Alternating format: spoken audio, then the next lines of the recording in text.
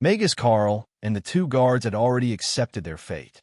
A vampire spawn was an undead monster with strength close to a peak mortal, and its undead body and regeneration made it a nightmare to fight. The two guards were completely outmatched, and Carl, with his frail, aging body, couldn't even withstand a single punch. One hit had already put him out of commission. Even if reinforcements were coming, they all knew the truth. Nothing would arrive faster than the enemy, standing right in front of them.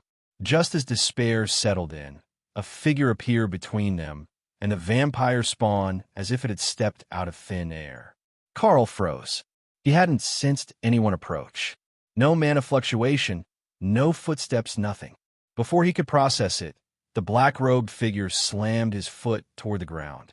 A magic circle appeared beneath his boot before it even landed. The earth within 10 feet shuddered violently, as if an earthquake had erupted from that single stomp. At the same time, another magic circle materialized at the tip of the figure's raised finger, aimed straight at the vampire spawn. Carl's eyes flew wide. Dual casting. A magic missile burst from the fingertip, streaking across the distance in a flash of light. The vampire spawn didn't even have time to react. Its head exploded like an overripe melon. The undead body twitched a few times, then collapsed. The fight was over in seconds. Adam stared at the twitching, headless corpse. His outstretched hand, the one that had just cast the spell, was trembling. He grabbed his wrist and tried to steady it. His heart surged with a storm of emotions. This was the first time he'd ever killed. Yes, the vampire spawn was undead. Technically, it had already died once. But that didn't change the fact that he had ended a life. He pushed the thought away. This wasn't the time. The other vampire spawn had escaped with hostages. He still had people to save. Adam turned and glanced at Magus Carl, who was staring at him with his mouth hanging open. When Adam's gaze fell on the old man's heavily injured shoulder, a faint flicker of contempt passed through his dark eyes. A Magus, brought low by such a weak undead. Pathetic. The thought startled him. Since when did I start thinking like that? He let out a small breath and rubbed his forehead. Tisish, that idiot Lisa's personality really is contagious. He pulled a potion of healing from his satchel and tossed it toward Carl. Without another word, Adam sprinted toward the alley where the female vampire spawn had fled. Carl caught the vial on reflex. He watched Adam disappear into the alleyway and muttered under his breath, half stunned, half in awe. What a monster! The black-haired vampire spawn raced through the streets, moving with inhuman speed as she carried two unconscious humans in her arms. The sounds of battle behind her didn't make her panic. She simply ran faster. What did surprise her was how quickly the noise stopped. So fast. Reinforcements must have arrived earlier than expected. I need to move. She pushed herself even harder. A gust of wind brushed past her from behind. Her eyes widened. She instinctively tried to turn her head, but something heavy clamped down on her shoulder. Her vision spun. The world rolled, flipped, and then everything stopped. She found herself staring at the cobblestone street inches from her face. When did I? The words died in her throat. In front of her stood a familiar body, still holding two unconscious humans. It was her body, headless, and on its shoulders, a black-robed figure crouched casually. He hopped down and started walking toward her severed head. I see, she whispered. Realization came too late. The man in black robes and a pointed hat stopped in front of her. Before she could say anything, he lifted his foot and brought it down. Splat. Adam drew his foot back and stared at the crushed mess of blood, bone, and brain matter with a complicated expression. Then he looked down at his blood-stained hands. He slowly curled them into fists. The path of a Magus is paved with blood, he whispered. I can't hesitate. He picked up the unconscious pair, a middle-aged man and a young girl. With one over each shoulder, he made his way back toward the plaza where Carl and the others waited. Magus Carl had just finished drinking the potion of healing and was marveling at its potency. He could feel the poison that had spread through his body being pushed back and neutralized. Strength was slowly returning to his limbs. As he was testing his arm, footsteps echoed from the alley Adam had run into. Carl tensed. He still wasn't in any condition to fight. Someone's coming. Quickly, be REA. His words caught in his throat. The figure stepping out of the alley was very familiar. "And Magus Adam," Carl blurted out.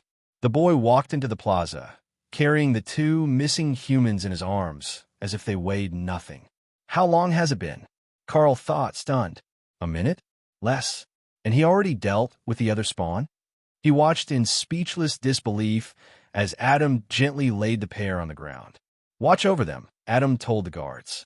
"They've been drugged with something mild. Other than being unconscious, they seem fine." Boom, boom, boom. The sharp sound of flaring magic tore through the air. Adam's head snapped up. 3 bright emergency flares lit up the night sky in quick succession. His eyes narrowed. More trouble had just arrived. Count Hannes stared at the vampire spawns before him, fury burning in his eyes.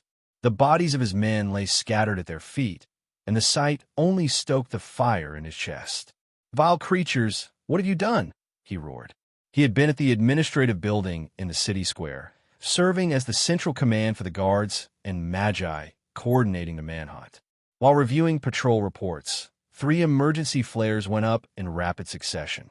He abandoned everything and rushed straight to the closest flare. By the time he arrived, half a dozen of his city guards were already dead.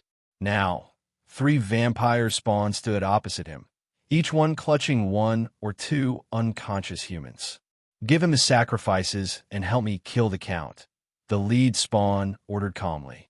The third spawn, a male who looked like a teenager in life, took the captives from the other 2 and sprinted away into the distance. "You dare!" Hannes bellowed, brandishing his broadsword as he charged. "Keep him busy. Don't let him cast spells."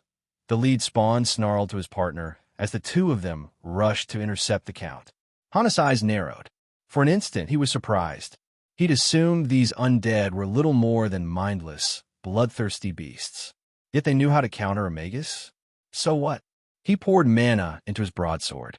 Glowing rune-like patterns emerged along the blade, forming the structure of a spell model. A red flame burst to life along the weapon's edge. The 2 charging vampire spawns faltered at the sight, but it was already too late. Hannes surged forward, swinging twice in quick succession as he passed them. He didn't bother to turn around. He didn't need to. The spawns froze mid-step, then their heads slid clean off their necks. Flames engulfed their corpses a heartbeat later, reducing both bodies and severed heads to ash. "Die filth!" Count Hannes snarled, sprinting after the last fleeing spawn, his enchanted sword blazing in his grip. Rage boiled in his veins. Tonight, every undead he met would die. At another flare point, Magus Emery was barely holding his ground against 2 vampire spawns. Unlike the Count, he had no magic artifact to rely on. All he could do was channel mana into his sword and defend, gritting his teeth as he blocked claw strikes that were harder than steel. Every guard who'd been with him was dead, and Emery was losing control. "Where's my son? What did you do to him? Where is he?" he screamed, slashing wildly, consumed by panic and grief.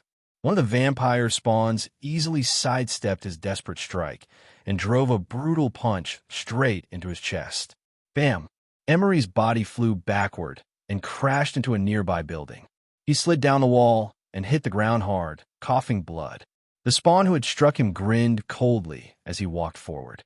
"If I bring this filthy human back to my master, I wonder how pleased he'll be."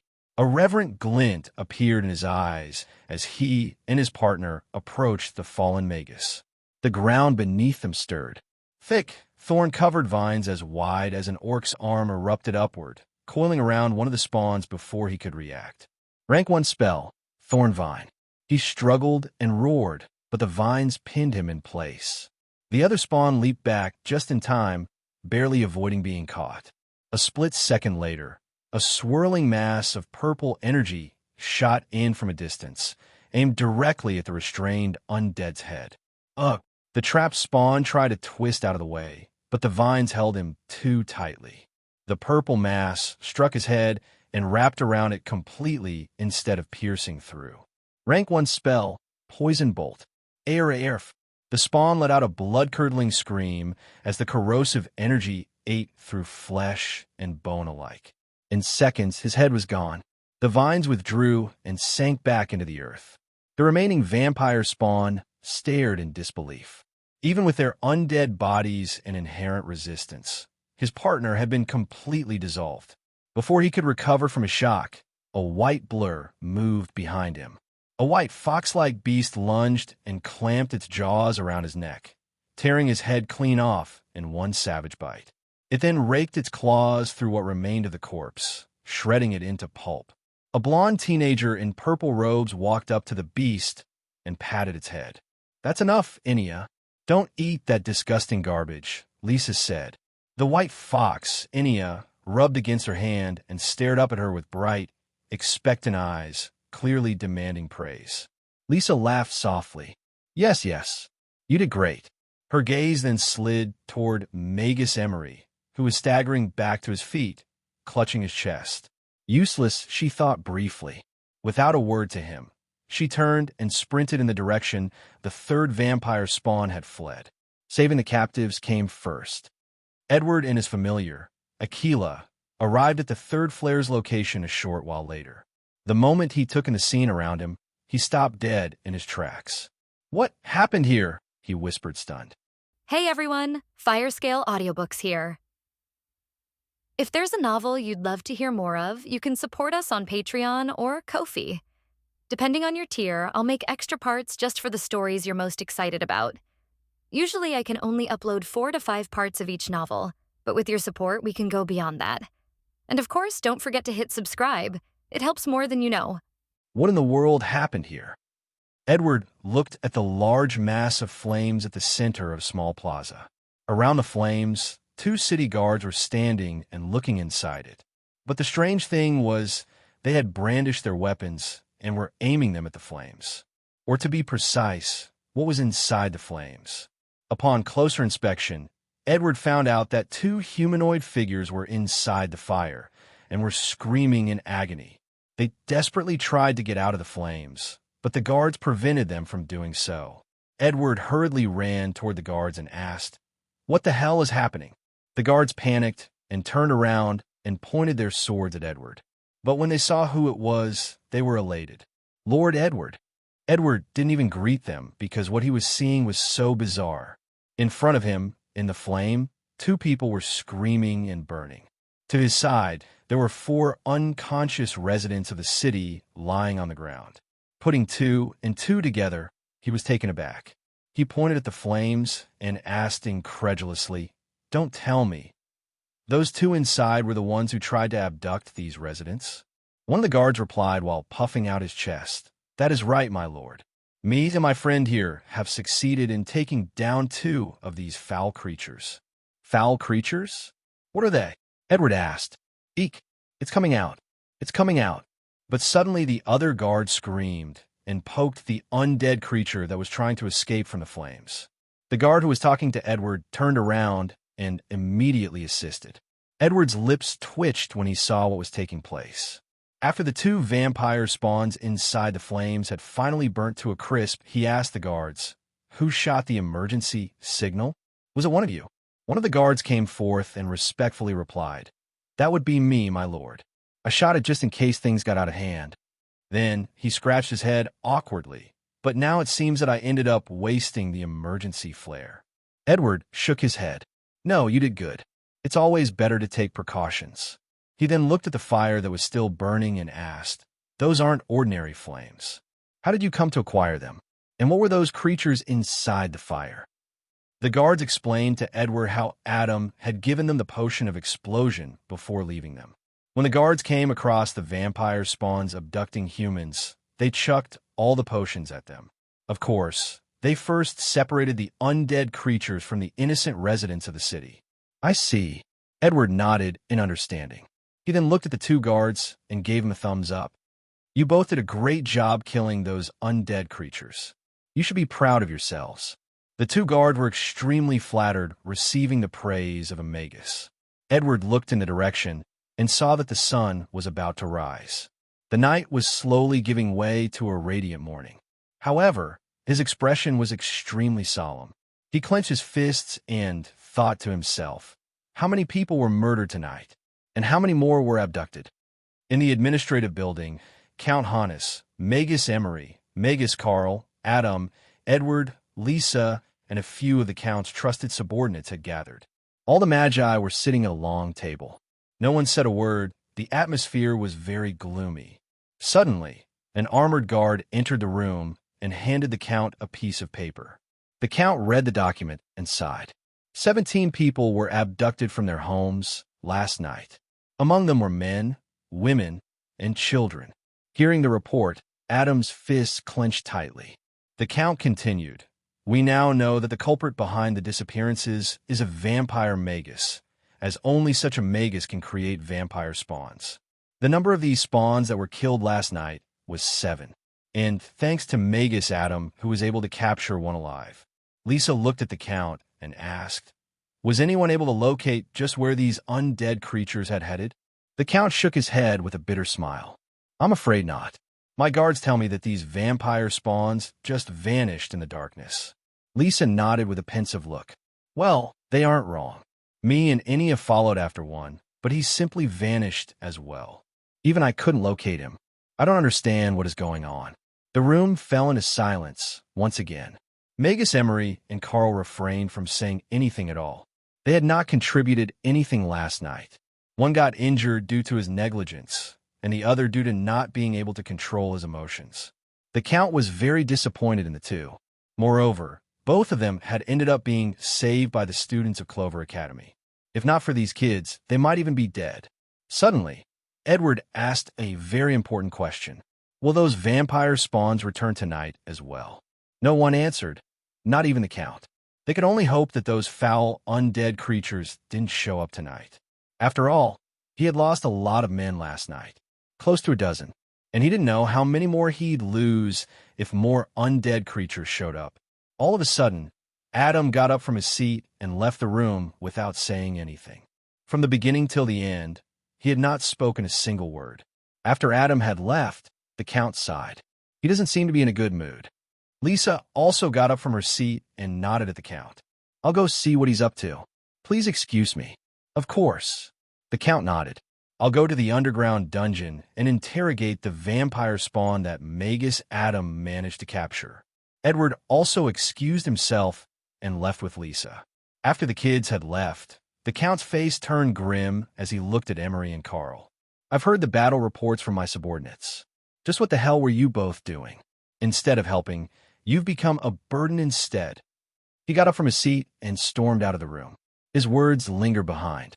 "If you have even the tiniest bit of shame left in you, then make yourselves useful in the coming days." The two Magi didn't have the face to reply to the Count. They'd never seen him this furious before. But when they thought about it, it was justified. After all, the two were indeed a burden last night. Lisa and Edward looked for Adam for a very long time, but still couldn't locate him. It was difficult to find someone in a city as big as the one they were in.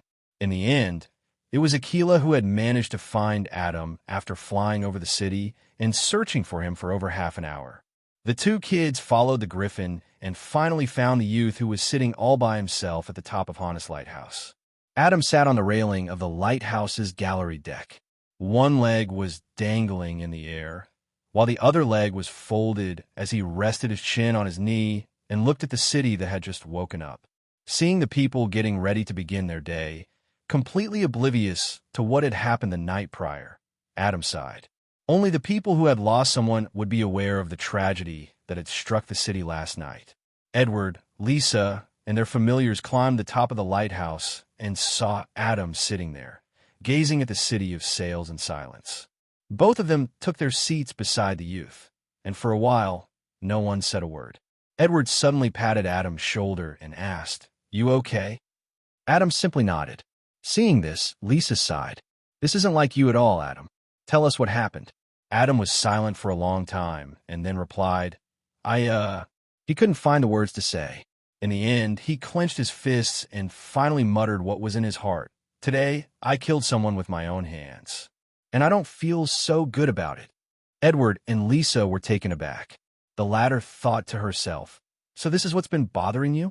She patted Adam's other shoulder and comforted him. It was either you or them. Besides, what we were fighting were undead creatures, the nemesis of life. You shouldn't feel bad about killing them. Adam nodded at Lisa's words. It made sense, but still, it was a surreal experience for him. He knew that on his journey as a Magus, he would have to stain his hands with the blood of countless people, and that this was just the beginning. He had to steel himself. I need to change my mindset, he thought to himself. But there's something else, Adam added. Oh, Lisa raised her eyebrows. What is it? Earlier when I saw Magus Carl being severely injured by the vampire spawn, I was overcome by disdain for the man, he began. I never thought I'd feel contempt over someone who's weak. He spoke with a hint of confusion in his eyes, seemingly not being able to believe that such words would even come out of his mouth. Hearing this, Lisa smirked, and even Edward started to laugh. What is it? Adam looked at his two friends, not knowing what was so funny. That's just you being arrogant. It appears that you didn't even know how arrogant you were until now. Lisa chuckled. Me arrogant? Adam was slightly taken aback. He never considered himself to be a haughty person. In fact, he always thought he was humble and down-to-earth. What else do you think it is then? Edward rolled his eyes. Adam remained silent, trying to come to terms with what he'd just learned about himself. Lisa deeply looked at him and said gently, It is the right of the strong to be arrogant and aloof. She then looked into the distant sea with a reminiscent look in her eyes, remembering the words that her late father had once said to her. But that doesn't mean you can't be considerate of others. Adam turned to look at her and could feel the sadness in her tone. But he didn't ask her about it. Instead, he smiled with gratitude. I see. Thank you. Both of you. In the large cavern, the atmosphere was as gloomy and chilly as ever. The aura of death pervaded every inch of this grotto. Near the large metal cage that imprisoned the close to 100 residents of Hana City, the vampire Magus was standing with his arms crossed and looking at the 7 spawns kneeling in front of him with a cold expression. So 8 of you died? His voice seemed to originate from the icy depths of hell, sending chills down the spines of those in front of him. When the spawns heard him, they trembled in fear. All of them bowed their heads and smashed them against the cold floor as they asked for mercy. Forgive us, Master. Please forgive us. Show us mercy. We beg you. Silence. The Magus snapped. He waved his pale and slender palm and instantly beheaded a vampire spawn. Then he walked toward him and stomped his head to a pulp. He looked at the other spawns and muttered coldly, Who gave you the permission to speak? The remaining vampire spawns couldn't stop their body from trembling as they saw one of their comrades be instantly killed by their own master. They remained quiet, afraid of angering him further. The vampire Magus looked at the additional human sacrifices in a large cage and nodded. 17 humans for the price of 8 of you. Well, it's not too bad. He turned to look at the spawns in front of him and coldly smiled. It doesn't matter how many of you trash die. I can make as many of you as I want. As long as the number of humans you abduct exceeds the number of you that die, everything will be on track. Sensing the cold indifference from their master's voice, the spawns shuddered. Yet, they could do nothing about it. Ever since they'd been turned by their master, their life belonged to him. If their master told them to kill themselves, they'd do it without hesitation. Such was the control that a vampire Magus held over their spawns. Without saying another word to the spawns, the Magus walked to the other end of the cavern, toward the obsidian coffin that stood behind the throne of bones. The Magus stood in front of the coffin with a complicated expression on his face. As he placed his pale hand on the coffin, unwillingness, helplessness, and rage flashed through his eyes. But before long, all these emotions were replaced by one thing and one thing only: absolute devotion. Soon everything will be ready. When a number of human sacrifices reaches the optimal level, I will initiate the ritual. The Magus spoke with euphoria. And then, seeing the bright future ahead of him, the Magus couldn't control himself anymore. Ha ha ha ha ha! Darkness. A world of darkness awaits. In the days that followed, the attacks from the vampire spawns didn't stop. They came once every couple of days and abducted over a dozen residents of the city every time. And every time they appeared, many city guards would lose their lives. After all, they were mere mortals. How could they go up against undead creatures? The Count was helpless. Although he did manage to save quite a lot of residents from getting abducted, the price he paid for it wasn't small. Moreover, the vampire spawn that Adam had managed to capture alive had unsurprisingly committed suicide, preventing the Count from getting any useful information. With his back against the wall, he decided to take a risk and ask for help from the wandering Magi in his county. He believed that a large enough reward would surely move them. But these wandering Magi were known to be reclusive, and not all of them belonged to the righteous faction. Who knew if they would even accept the Count's plea for help? And even if they did, would they make it in time? The Count knew his limitations. He knew that his strength alone wouldn't be enough. Seeing no other way out, the Count could only depend on the students of the Clover Academy for now. Hana City, being a coastal city, had several shipyards. However, the biggest and the most famous one was undoubtedly Rhodes Shipyard. It was situated on a stretch of land 300 meters directly across from Hana's lighthouse. The area between the lighthouse and the shipyard formed a natural passage for the ships to enter and exit. On this day, Adam, who had just finished up a session of practicing mindfulness, had some spare time on his hands and decided to visit Rhodes Shipyard. However, his purpose of visit was not sightseeing, but business. Rhodes Shipyard actually belonged to Magus. After the first battle with the vampire spawns, Magus was heavily injured. At the time, Adam had given him a potion of healing, thinking that it would suffice. But the old Magus' health had surprisingly deteriorated. Adam came to know this only after the Count had informed him about it. Thus, he decided to visit Magus today, perform a diagnosis, and subsequently provide treatment. After all, at this point, all help was crucial in their fight against the undead. Adam walked through the crowded streets of the Bazaar district, curiously looking at the various stores and roadside stalls. He realized that although residents were being abducted by the undead creatures at night, the atmosphere in the city didn't seem to change at all. He believed that the locals were oblivious to it because the Count had done a really good job of suppressing information about the abduction to prevent public unrest. The youth couldn't help but admire the governing capabilities of Count Hannes. If there were to be a sudden mass panic, then things would get even more troublesome. I wonder how he's dealing with the families of people who've been abducted, Adam thought to himself as he walked with his hand behind his back as he made his way to the shipyard. Upon reaching the entrance of Rhodes Shipyard, Adam was taken aback to see that Magus was waiting for him at the main gate. Magus Adam, thank you for coming all the way here. I apologize for not coming to your manor. I hope you can forgive me. Magus bowed upon seeing the youth. Adam was surprised to see Magus sickly complexion. He doesn't look so good. Good evening, Magus Adam placed his hand on his chest and bowed slightly. Why didn't you look for me sooner?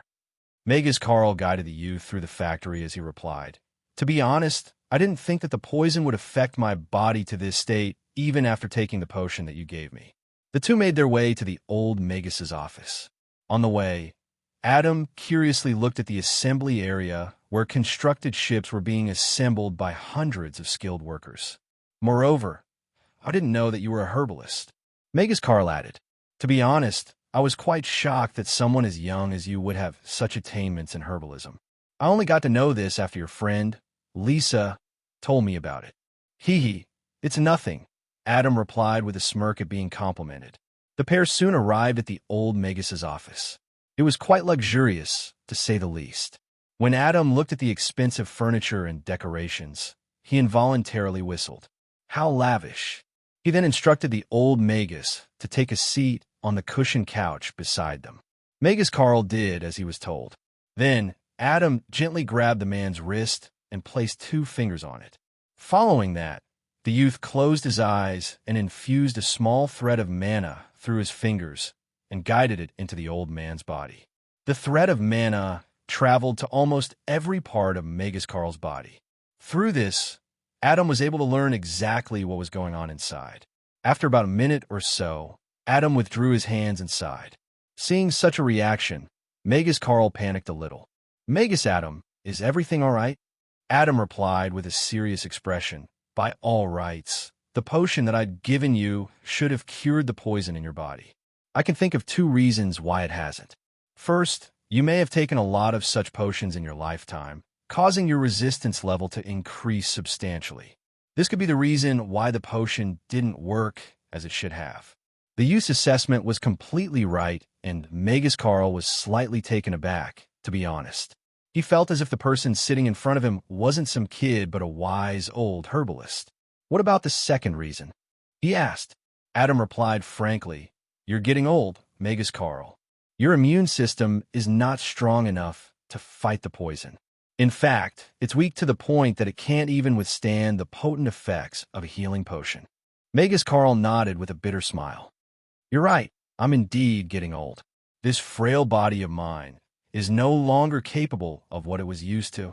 Seeing the despondent look on the old Magus, Adam was silent. Such was the fate of Magi. Those who were lucky enough to become a Magus would eventually age and die just like any other mortal.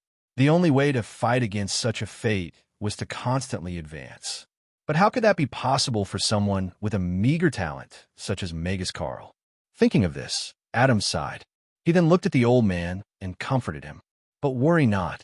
I still have a way to get you back to good shape in a short amount of time." "Is that true?" Magus Carl was ecstatic. He wanted nothing more than to fight those damned undead creatures that were plaguing the city he had grown up in. Moreover, he also wanted to prove to the Count and himself that he was not a burden. He wanted a shot at redemption. But, suddenly, Adam's lips curled up into a shady smirk. Seeing the devious look on the youth's face, the old Magus stammered, What?" Adam rubbed his thumb against his index finger and grinned. "The treatment is going to be very expensive." Adam carefully placed the ground-up, blazing crystals on the table in front of him. This was the most crucial step in the production of the potion of explosion. After placing the fine powder on the table, the youth carefully imbued it with mana. This process required accurate control of mana output.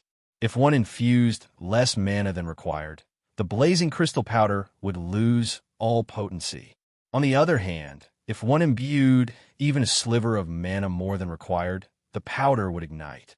In Adam's case, he would be drowned out by a large explosion. To say that it was dangerous would be an understatement.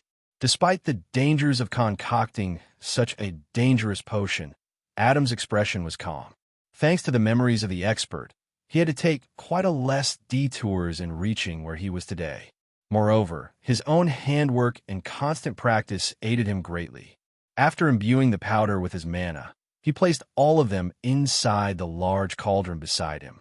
The cauldron already had a type of purple liquid swirling inside of it and radiating steam. When the blazing crystal powder came in contact with this liquid, it gradually turned into an orange color. Adam continued to mix the concoction, while at the same time imbuing mana into it through the ladle at fixed intervals. After about 15 minutes, the connection was finally ready. The youth extinguished the fire underneath the cauldron and breathed a sigh of relief. Man, what a drag. He wiped the sweat off his forehead with a towel. For the past couple of days, he'd been constantly concocting potions of explosions every day. It had gotten very monotonous for him, but when he thought of all the money he was going to make off of it, he couldn't help but grin foolishly. The next moment, Adam leisurely weaved a few hand signs, and following that, dozens of small magic circles materialized in the air around him. From each of these magic circles, a spectral floating hand came out. Rank 1 spell, Magus Hand. Adam snapped his fingers, and the dozens of barely invisible hands flew to the wooden shelf in the room and gently grabbed the empty vials kept on it. Then, the hands brought the vials near the cauldron and carefully lined them up. Another hand grabbed the ladle and began pouring the potions inside the vials. Seeing the hands do all the work for him, Adam nodded with a smirk. What a handy spell. The spell, Magus Hand, belonged to the school of summoning. Although it lasted for only a minute, could not go further than 20 feet away from the caster, carry more than 8 pounds at a time, or even attack an opponent, it utilized a very negligent amount of mana, making it an extremely convenient spell. After all the liquid inside the cauldron had been poured into the vials, Adam manipulated the hands to carefully place the vials inside a large wooden chest he had prepared. Then, He deactivated the spell. "Amir," the youth called out. The next moment, a fairly young mercenary entered the door and respectfully greeted him. "Yes, Lord Adam. Take that chest to the administrative building and hand it to one of the Count's men." Adam pointed at the wooden chest. "Oh, and take 2 men with you just in case." "As you wish, my lord." The young mercenary nodded and grabbed the chest before leaving the room. After their first encounter with the vampire spawns, the Count realized just how crucial a role Adam's potions of explosions could play. After all, 2 city guards had used these potions to effectively take down 2 vampire spawns. Thus, the Count requested Adam to brew as many potions as he could. He was even willing to pay more than the market price for it. Naturally, Adam wouldn't refuse such a lucrative offer. He would have concocted these potions anyway, since they could save the lives of the guards. But making some extra money out of it didn't seem like a bad idea. Adam calculated all the money he'd make from the potions and mumbled excitedly. "That chest contains 30 potions, and I'm selling each potion for 16 gold coins. And this was already the 6th chest that I've sent to the Count. So the total comes up to..." When he came to the answer, he laughed loudly. "Kakik. It's almost 3,000 gold pieces. It's more than I've ever made even back in Moon City. Rich. Ha ha. I'm rich." Adam then composed himself. "Ahem. This is for the safety of the residents of the city. A Magus, such as I, should not be enticed by riches." Although he said that to himself, he still couldn't stop himself from foolishly grinning from ear to ear. If someone were to see his smile right now, they would have nightmares for days. Ah, that's right. Suddenly, he remembered something and opened the table drawer in front of him. From inside, he took out a rolled piece of parchment paper. This was the reply that Berger had sent to him. Blackie had delivered this earlier today. Adam's expression turned serious as he focused his attention on the contents of the paper. As he continued to read the details, he couldn't help but marvel. As expected of the old man, he's really a master at his craft. Although he had acquired the memories and experience of the powerhouse, it didn't mean that he was omniscient. Sometimes an external perspective truly helps in overcoming certain hurdles. In the reply, Berger first praised, in his own way, of course, the ingenuity of coming up with such a vision for the experimental dust. Then he gave his own opinion on how Adam could achieve what he had envisioned. The youth rubbed his chin and fell in a deep thought. "If I do as the old man says, my chances of success will increase by quite a large margin. Although, I do have to tweak certain parts." Suddenly, Adam stopped what he was doing and immediately turned his head in a certain direction. His eyes narrowed and his gaze cold as ice. The next moment, he disappeared from the spot and jumped out of the window.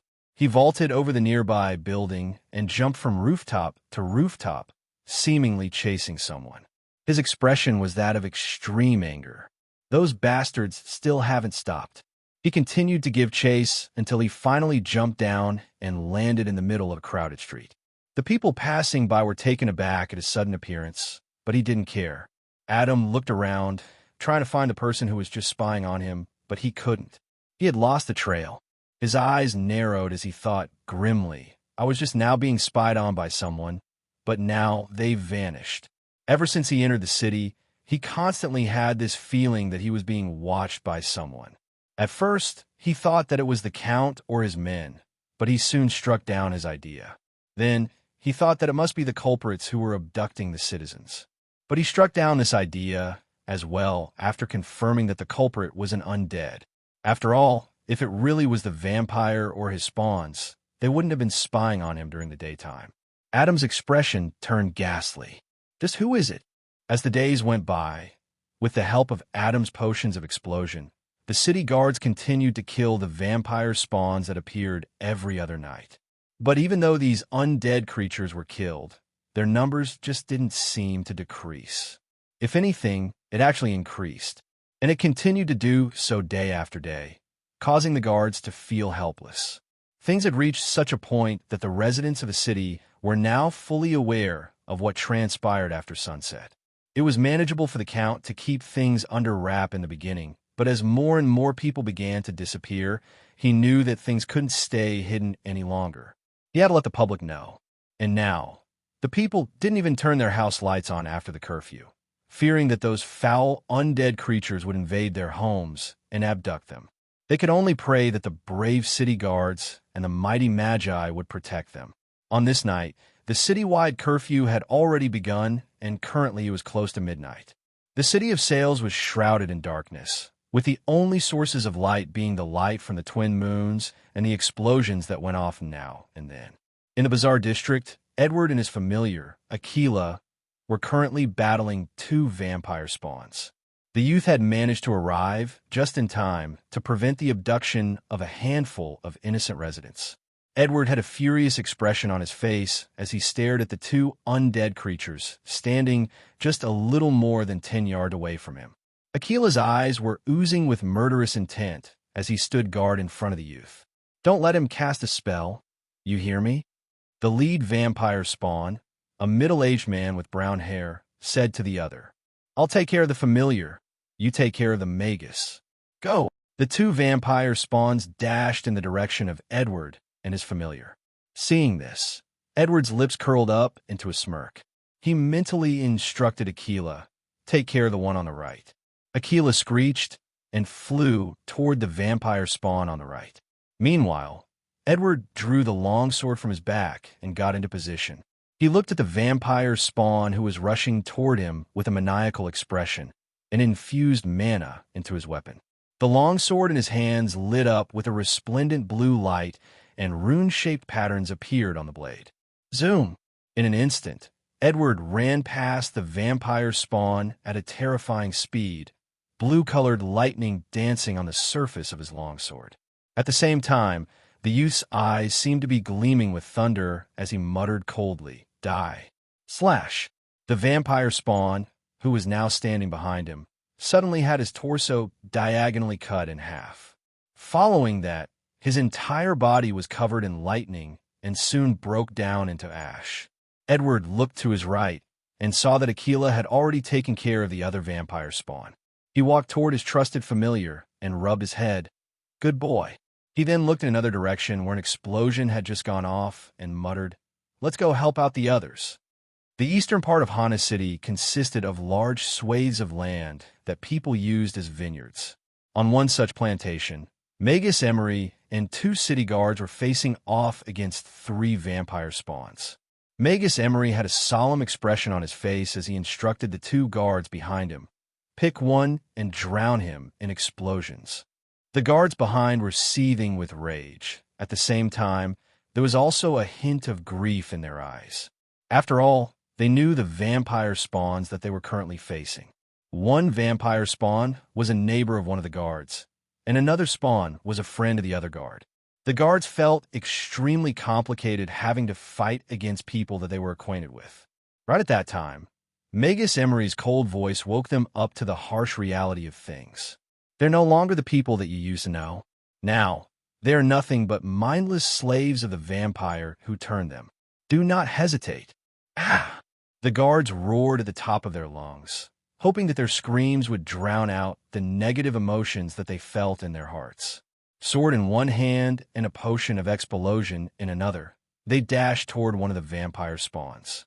Meanwhile, the other two vampire spawns bolted toward the Magus as they brandished their poisonous claws. Seeing them run toward him, Magus Emery was calm and composed, completely unlike the first time when he had faced off against the undead creatures. He grabbed 5 small crystals from his pocket and threw them in the air. Then he weaved hand signs so fast that they appeared to be a blur. Right when the vampire spawns were only a few meters away from him, 5 small magic circles materialized above Magus Emery, and the next moment, 5 orbs of energy shot out toward the spawns at lightning speed. Rank 1 spell, Magic Missile. The vampire spawns managed to dodge a few of these magic missiles, but the next moment, Magus Emery pointed at the missiles and waved his hand, changing their directions. Die! The Magus screamed with bloodshot eyes as he continued to guide the magic missiles and pierced the vampire spawn's undead bodies over and over again until nothing remained. Several corpses of the vampire spawns lay around Adam as he stood motionless at the center of a plaza. The bodies of these undead creatures were brutally dismembered, showing the rage that the youth felt when killing them. The ground was dyed with the blood of the undead creatures, and Adam stood there victorious. However, his desolate back appeared defeated. No matter how many vampire spawns he killed, more would appear the next day. This bloody cycle of ruthless killing had continued for weeks, and he didn't know when it'd stop. As he looked at the distant horizon with an unfocused gaze, the sun slowly began to rise, dyeing the sky in a bright color. As the sparkling rays of the early morning sun landed on Adam's youthful face, his gaze slowly turned determined. He clenched his blood-soaked fists and made up his mind. I guess there's no other choice. In the administrative building at the center of Hana City, everyone had gathered after yet another night of violent killings. The atmosphere was depressing, to say the least. If earlier people hadn't realized, now they were gradually beginning to. The vampire spawns that they'd been killing for the last few weeks were actually the residents of Hana City. Although at the beginning everyone knew that there might be a possibility that this might be true, they refused to accept it. But when they were forced to kill their own friends, family, and acquaintances who had been turned into vampire spawns, they had no choice but to accept the harsh truth. One of the city guards, who had just killed his best friend an hour ago, gathered the courage and asked the Count with reddened eyes, "My lord, how long will this continue?" The Count looked at the young man's heartbroken expression and sighed. To be honest, he didn't know the answer to his question as well. In the past few weeks, no matter how much they tried, they weren't able to find out the whereabouts of the abducted residents of the city. After a lot of conjectures, they concluded that some sort of magical interference prevented them from finding the vampire Magus hideout. They speculated that the vampire spawns possessed something that allowed them covert passage to the hideout. But this theory was very soon disproved. After all, from the corpses of these undead creatures, they weren't able to find any item that served as a key that would unlock passage to their hideout. Even the vast network of sewer tunnels running underneath the city was carefully explored several times. But no clues were found. The Count remained silent, trying to come up with an answer. When he looked into the young city guard's eyes that were looking at him with hope, he couldn't find it in himself to lie to the youth. "I have a solution."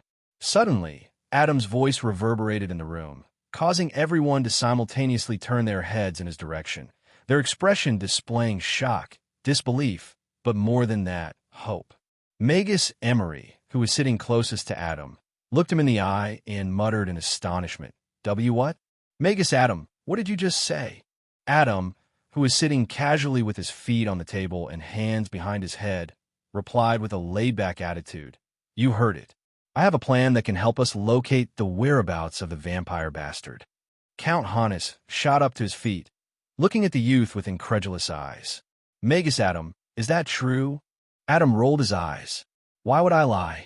Magus Carl looked at him and asked in a trembling voice, What is your plan? How can we find that son of a bitch who terrorized our city?" "It's simple." Adam's lips curled up into a smirk. "I act as the bait." "I refuse." "Absolutely not." Edward and Lisa got up from their seats and intensely glared at Adam. Not to mention Lisa, even Edward couldn't believe that Adam would come up with such a suicidal plan. Seeing both of them have similar reactions, Adam's lips twitched as he thought, truly made for each other. Then he lowered his legs from the table and tried to convince them. "Relax, guys. Trust me, my plan is foolproof." Edward snorted. "If you're crazy enough to think your plan is foolproof, then that proves you're a fool." "Wait, what?" Adam was befuddled by his friend's words. "To hell with your plan." Lisa, on the other hand, was extremely angry and screamed at the top of her lungs. "How can you be so foolish to even think of acting as bait? Do you even have concrete details about our enemy? Do you know how many spawns he has created? Do you know how strong he is? What if he's a rank 2 Magus? What are you going to do then?" The series of questions fired by Lisa brutally pierced Adam's eardrums. However, he knew that what she just said made complete sense. He too had thought of all these questions when he came to his decision. If he didn't have a proper solution, he wouldn't have decided to act as bait in the first place. And so, the youth got up from his seat and walked toward the door. On his way, He looked at the Count, who was still in a dumbstruck state after listening to Adam's solution, and nodded. Count Hannes, me and my team are going to talk about some stuff. We'll be back in a few minutes. He then looked at Edward and Lisa and beckoned them outside the room. After the kids had left the room, Magus Emery looked at the Count and asked him in a daze, "Did I hear him right? Did he say he was going to act as bait?" Magus Carl, on the other hand, had tears flowing down his face. He was moved by Adam's sense of sacrifice and duty. "Oh, I misjudge him. I thought he was a money-hungry, cunning fox." Snot threatened to drop from his nostrils as he sniffled hard. But to think that he's so selfless. Count Hannes completely ignored the two. He was still in a state of shock as he thought to himself, that kid, an outsider, wants to put his life at risk for the safety of the residents. The Count was extremely conflicted.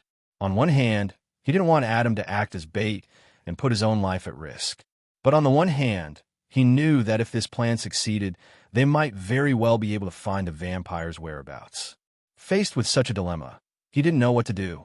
Suddenly, the doors to the room opened and the three kids walked in. The Count snapped out of his daze and turned to look at them. But he was stunned. Lisa and Edward, who had left the room fuming with irritation and anger, now looked very calm. In fact, they actually looked very optimistic. Just what did they talk about? The Count couldn't help but wonder. After Edward and Lisa had taken their seats, Adam walked to the other end of the long table, directly across from the Count, and sat down. Then he interlocked his fingers and rested his chin on them, his lips curling up into a smirk. "So, here's what we're going to do. Black Pearl Tavern." Adam sat at a window-side table, looking at the sun that was about set over the horizon. The once bustling streets of Hannes City were now unusually quiet and empty. Seeing such a sight, Adam clicked his tongue in annoyance and muttered under his breath, "Tsk, that vampire bastard." He was in a terrible mood right now. His face was flushed red from intoxication, and on the table in front of him, several empty wine gourds were haphazardly kept. The youth took a swig of liquor from the gourd in his hand.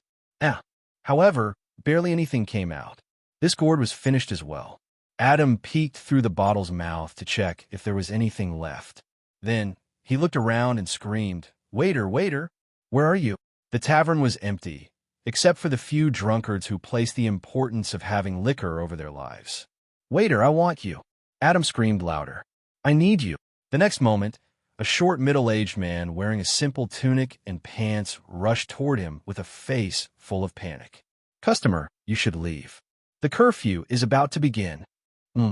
Adam's face visibly contorted. "The hell did you just say?" The waiter gulped and bowed even lower. "Sir, don't get mad. It's just that we're about to close." Adam came closer to the waiter and spoke flatly. "But you aren't closed now, are you?" Smelling the pungent alcoholic smell drifting from Adam's mouth, the waiter retreated a few steps.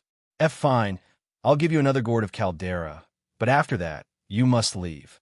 Fine, go hurry and fetch me another gourd, will ya?" Adam made a face and urged the man. As the man turned around and hurriedly ran toward the bar, Adam's drunken eyes gleamed with a hint of sobriety. He took out a vial from his inner robes and covertly poured its contents into his mouth. Within a minute, the effect of the potion began to take place. To the untrained eye, it would seem as if no change had taken place. But if a Magus were to focus on Adam right now, they would see that the youth's mana signature was gradually fading away. The potion that Adam had just consumed was called the Potion of the Mundane Man. It had only one effect, and that was to completely hide a Magus's mana signature and make them appear as if they were an ordinary person. Adam then checked a slightly bulging pouch hanging by his waist and nodded ever so slightly. After a full day of preparation, everything was set in motion. Now all that was left was for him to be abducted. Sir! The waiter from earlier ran toward Adam with a white gourd in hand. "Take this and please leave." Seeing the gourd of Caldera, Adam beamed. "Haha, perfect." He grabbed it from the waiter's hand, uncorked it, and took a large mouthful of the delicious wine inside. Pwah! Adam wiped his lips in joy. He then grabbed 5 gold pieces from his pocket and slammed them on the table. "Here, keep the change." I'm in a good mood today. The waiter counted the money and cried out loud. Customer, you're 2 gold coins short. Adam's eyebrows twitched. Is that so? Here. After receiving the full amount, the waiter grabbed Adam by the hems of his clothes and dragged him out of the tavern. After pushing him out of the door, he warned, Sir, you must hurry. Don't wander around. Adam waved his hand nonchalantly and yelled out loud. You're worried about nothing. What kidnapping? What curfew? It's nothing but conspiracies. Those nobles are up to something shady, I tell you. You shouldn't believe everything. The authorities tell you. Kiki. The waiter looked at Adam, stumbling away with pity. He couldn't help but shake his head as he locked the tavern doors. I hope he makes it to safety. After closing the doors, the waiter extinguished all the lights and walked back to the living quarters. But there was one thing that was bothering him. He couldn't help but think in confusion. It's already so late. Why wouldn't the manager allow the kid to stay back at the tavern? How strange. Adam fell face first on the dirty cobblestone streets. Damn it. He struggled to stand on his feet as he spat the dirt from his mouth. This was already the 3rd time that he had fallen because he couldn't walk straight. By now, his clothes as well as his face had become very dirty. So much so that it was hard to recognize him. The youth looked around at the streets, devoid of any life. Where the hell am I? He looked around for a long time, trying to make heads and tails of his location. In the end, he stomped the ground in annoyance. Whatever. He picked a random direction and started walking. On the roof of a nearby building, 2 figures with red eyes looked at the drunk Adam with utter disdain. Foolish human. One of them muttered in contempt. The other figure instructed, Take him and find one more person before heading back to the cavern. Taking too many people with you will only slow you down. Understood. The red-eyed figure jumped down and landed on the ground. Without even bothering to hide his presence, he walked toward Adam. Adam turned around and saw the red-eyed figure standing right behind him, looking at him coldly. He couldn't help but mutter angrily, Who the hell are you? Why are you standing so close? Do you, know my father is? However, the figure didn't reply. Instead, he delivered a knife. Hand strike to the side of Adam's neck. Adam, who was drunk out of his mind, couldn't even see the attack, much less block it. With great ease, the vampire spawn knocked out Adam and put him over his shoulder. A few minutes later, Adam's eyelids revealed a narrow slit, his gaze calm and composed. Without drawing attention, his eyes darted around, trying to ascertain his whereabouts. Good, still in the city, he confirmed.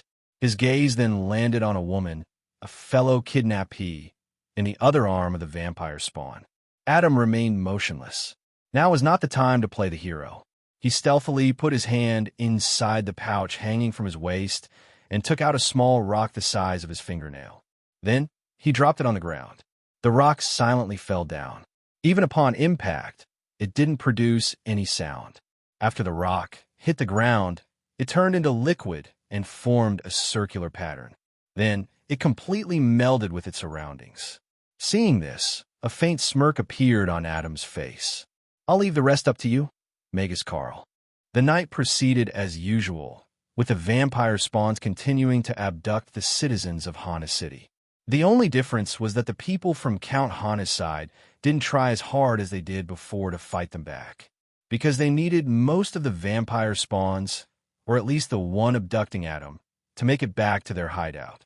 However, only the upper echelons of the city were aware of this plan, and that is why there were still many city guards who died while fighting the undead that night.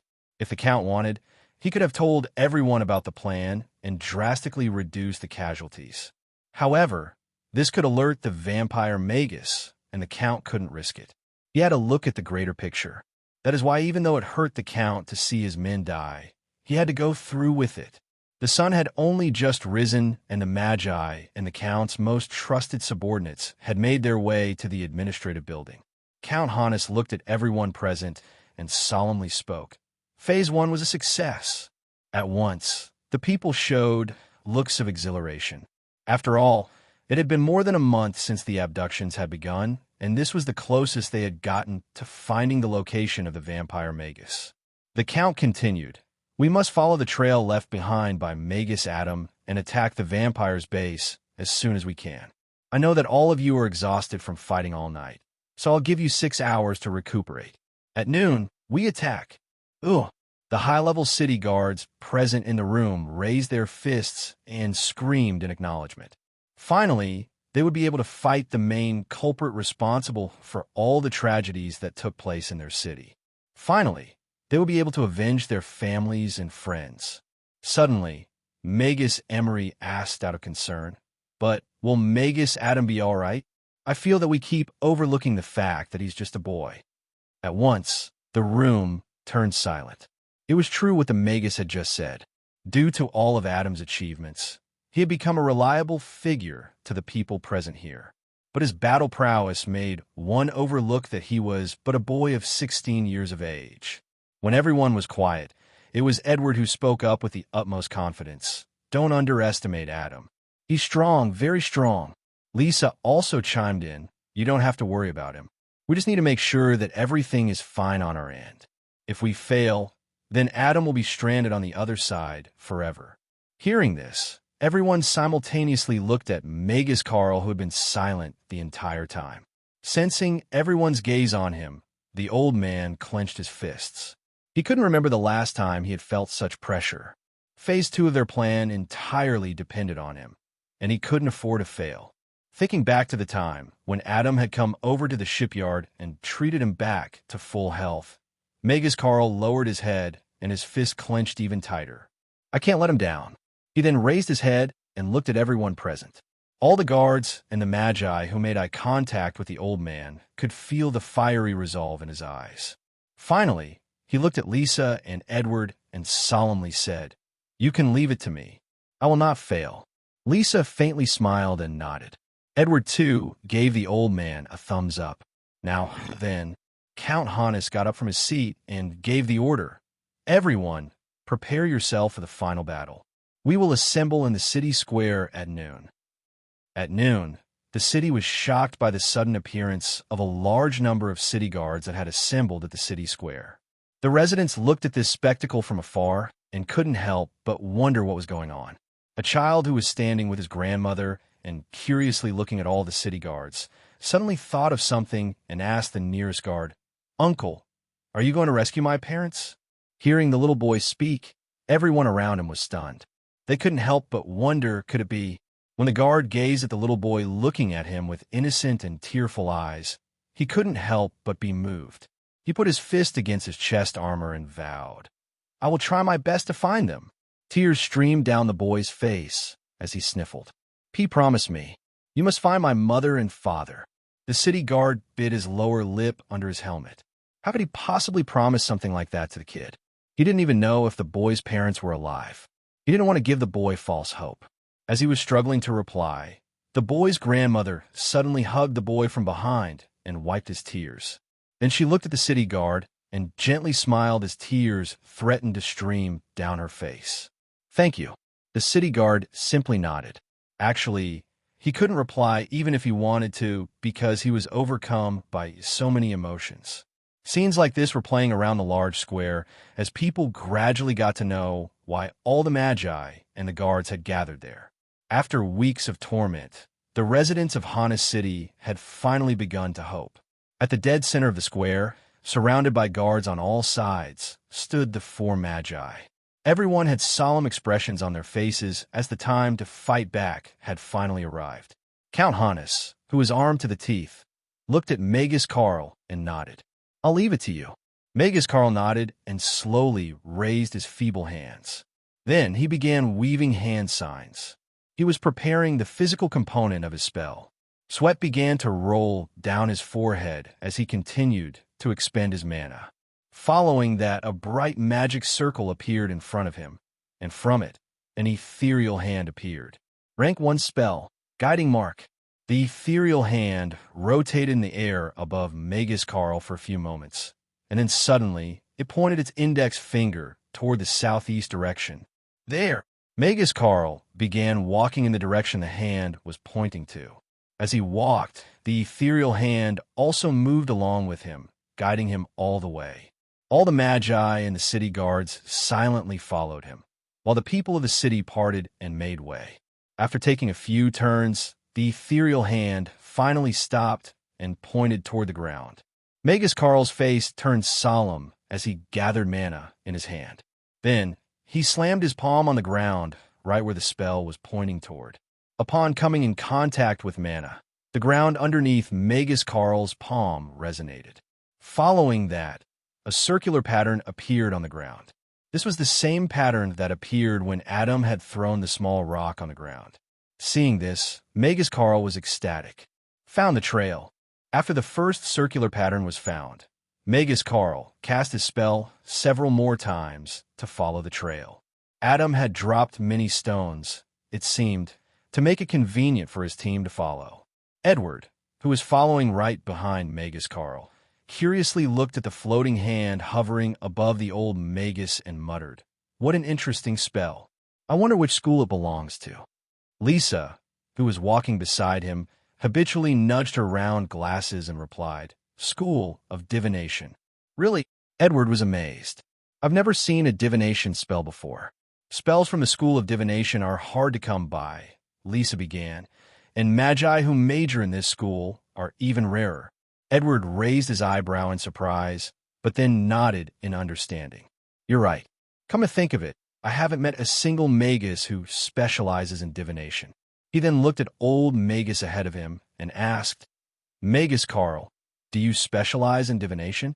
The old Magus, who was drenched in sweat from constantly having expended his mana, replied weakly, "I'm not.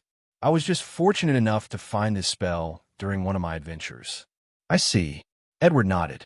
He decided not to disturb the old man anymore. As everyone continued to follow after the old Magus, Edward came closer to Lisa and whispered, "By the way, I'm curious. How does this spell work?" Lisa looked at him and rolled her eyes. "Did you not pay attention to anything when we were going over the plan?" Edward replied with a slight blush, "Did I need to? I have you, don't I?" "Idiot." Lisa pouted in annoyance. "Do you remember the small stones that Magus Carl gave Adam yesterday?" Edward nodded. "Yeah, what about it?" Lisa replied. "Those stones were personally marked by Magus Carl, and right now, he's divining the location of those stones." "Oh." Edward came to a realization. "So that's how it works." I couldn't stop wondering if Magus Carl already knew how to divine someone's location. Why didn't he divine the vampire's hideout in the first place? So this was the reason. Divination isn't omniscient. The caster needs to have some sort of connection with the target to divine their whereabouts. The stronger the connection, the easier the divination. In this case, the target is the stone. Lisa explained. The group continued to follow Magus Carl for a long time. They had almost covered half the city, but the trail still didn't seem to end. Those vampire spawns were very careful. Count Hannes muttered in a low voice. It was obvious because the group had taken many detours and roundabouts. He then looked at Magus Carl, who was so tired that he seemed to be on his last breath, and asked, "Are you okay? Do you need a rest?" Magus Carl immediately shook his head. "No, Magus Adam is still waiting for us." Seeing such determination, the Count sighed and didn't speak further. The group silently followed after the old Magus, hoping they'd find the entrance to the vampire's hideout sooner. In the dark cavern, at the center, the vampire spawns were busy drawing a large diagram on the floor. The total number of spawns had reached more than 20. All of them were diligently carving rune-like patterns on the floor under the guidance of the vampire Magus. The latter walked around the diagram with his hands clasped behind his back, nodding from time to time. The preparations were almost ready. He only needed a few more human sacrifices to initiate the ritual that he'd been wholeheartedly preparing for months. He figured that another night or two of kidnapping humans would be enough to complete all preparations. From an aerial view, the diagram that the spawns were carving out resembled a pentagram enclosed by a pentagon. Furthermore, the pentagon itself was enclosed in a circle. The entire diagram was very similar to an advanced magic circle. While the Magus and his vampire spawns were busy with the diagram, on the other end of the cavern, Inside the large cage, Adam was sitting with his back against the cold cavern wall. He was surrounded by close to 100 people, all of them residents of the city, who were in a state of comatose. Adam was also in this state for a while, but thanks to a potion that he'd taken before being abducted, he was now fully conscious. Cautious as he was, how could he not prepare beforehand? From all the people he had saved from the vampire spawns, he had learned that they were heavily drugged after the spawns had caught hold of them. So Adam naturally took their blood samples to study the effects of the drug that the vampire spawns had injected in them. Subsequently, he was able to come up with an antidote for it. Seeing the current situation he was in, Adam was extremely grateful that he was able to acquire the memories of the expert herbalist in his first go inside the White Lotus. Throwing all these things to the back of his mind, the youth slightly opened his eyes and looked into the distance where the vampire Magus and his spawns had gathered. Seeing what they were up to, Adam involuntarily frowned. Ritual magic? He then looked at all the people around him and instantly connected the dots. So he's planning to sacrifice all these people for the ritual. But what is the ritual for exactly? A great sense of foreboding welled up in his heart, and his intuition was sending him warning signals of the great danger ahead. Adam subconsciously clenched his fists. Things are not looking good. Magus Carl retreated his palm and gazed at the circular pattern that had just emerged on the ground. This is the last one. The moment he said those words, everyone around him lost hope. After all, currently, the group was standing in an alley, and in front of the circular pattern that Magus Carl had just found was nothing but a wall. They had reached a dead end. Count Hannes asked with furrowed eyebrows, "Are you sure?" Magus Carl nodded weakly. "Yes." Then, Magus Emery came forth and spoke in a disheartened manner. "Does that mean Magus Adam made a mistake?" "Of course not," Edward blurted out, but he didn't have any proof to back it up. He subconsciously said those words due to his utmost faith and confidence in his friend. The atmosphere turned silent. "Do we fail?" This thought echoed in everyone's mind. Suddenly, "Look!" Lisa's voice brought everyone out of their state of dismay. Everyone looked at the wall she was pointing to in confusion. "I can sense faint mana fluctuations from the wall," she stated while slowly walking toward it. In ordinary circumstances, she might have never realized this, but now that she paid close attention to the wall, she noticed something different. As everyone looked on with hopeful eyes, Lisa stood next to the wall and pressed her hand against it. And what happened next caused everyone to be dumbstruck. Lisa's hand went through. How was that possible? Her hand went through.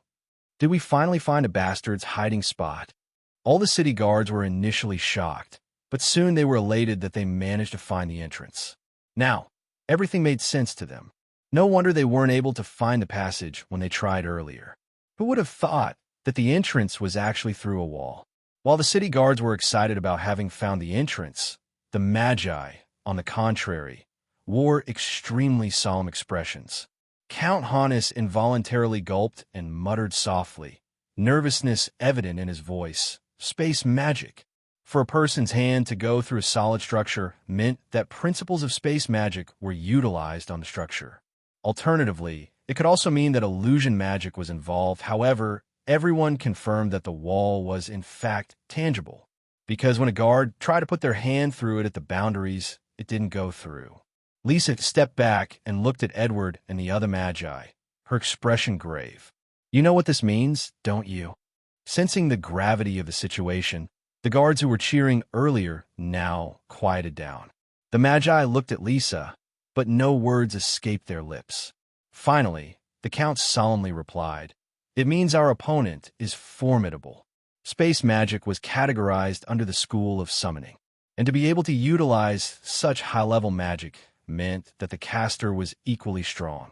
Lisa nodded with a serious expression. "Yes, our opponent is a rank 3 Magus, at the very least."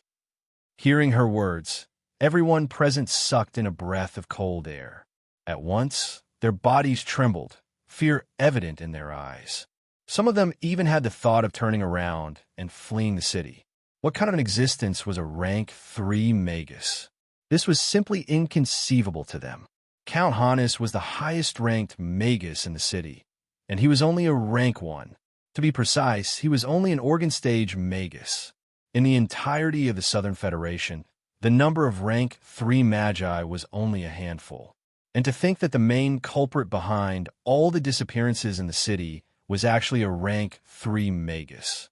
It was simply unbelievable. While everyone was reeling in from the shock, Lisa made a calm analysis. While it is true that such arrangements could only be made by a high-ranked Magus, something still feels off. What do you mean? The Count asked. If our opponent was really rank 3 or above, then he wouldn't have any need to send his minions to abduct so many residents. He could take control of the city with a simple snap of his fingers, replied Lisa. Hearing her words, everyone nodded in understanding. Lisa continued, Then there are 2 possibilities that I can think of. Edward rubbed his chin and pondered with narrowed eyes. Do you think the vampire is severely injured, and that's why he had to send his underlings to do his work? Correct. Lisa nodded. Edward felt smug being right for once, and also being sort of complimented by Lisa, but he didn't show it on his face. And what's the other? Magus Emery asked. Runic formations, Lisa stated flatly. With the help of such formations, a Magus can borrow power from nature itself that would result in a magical output far stronger than the Magus rank. Count Hannes nodded after listening to Lisa's analysis. So you're saying, either way, that the vampire isn't as strong as we're making him out to be? Lisa simply nodded. The 3 Magi of Hannes City were deep in thought. Magus Emery voiced out his opinion. If what you're saying is true, there's still a possibility that our opponent is stronger than us. He could be a rank 2, for all we know. Yes, there is always that possibility, Lisa replied. But suddenly her eyes narrowed. But so what if he is? It's not like we can turn around now, can we? Turn around? Magus Emery lowered his head. How could he turn around now? He had to save his son.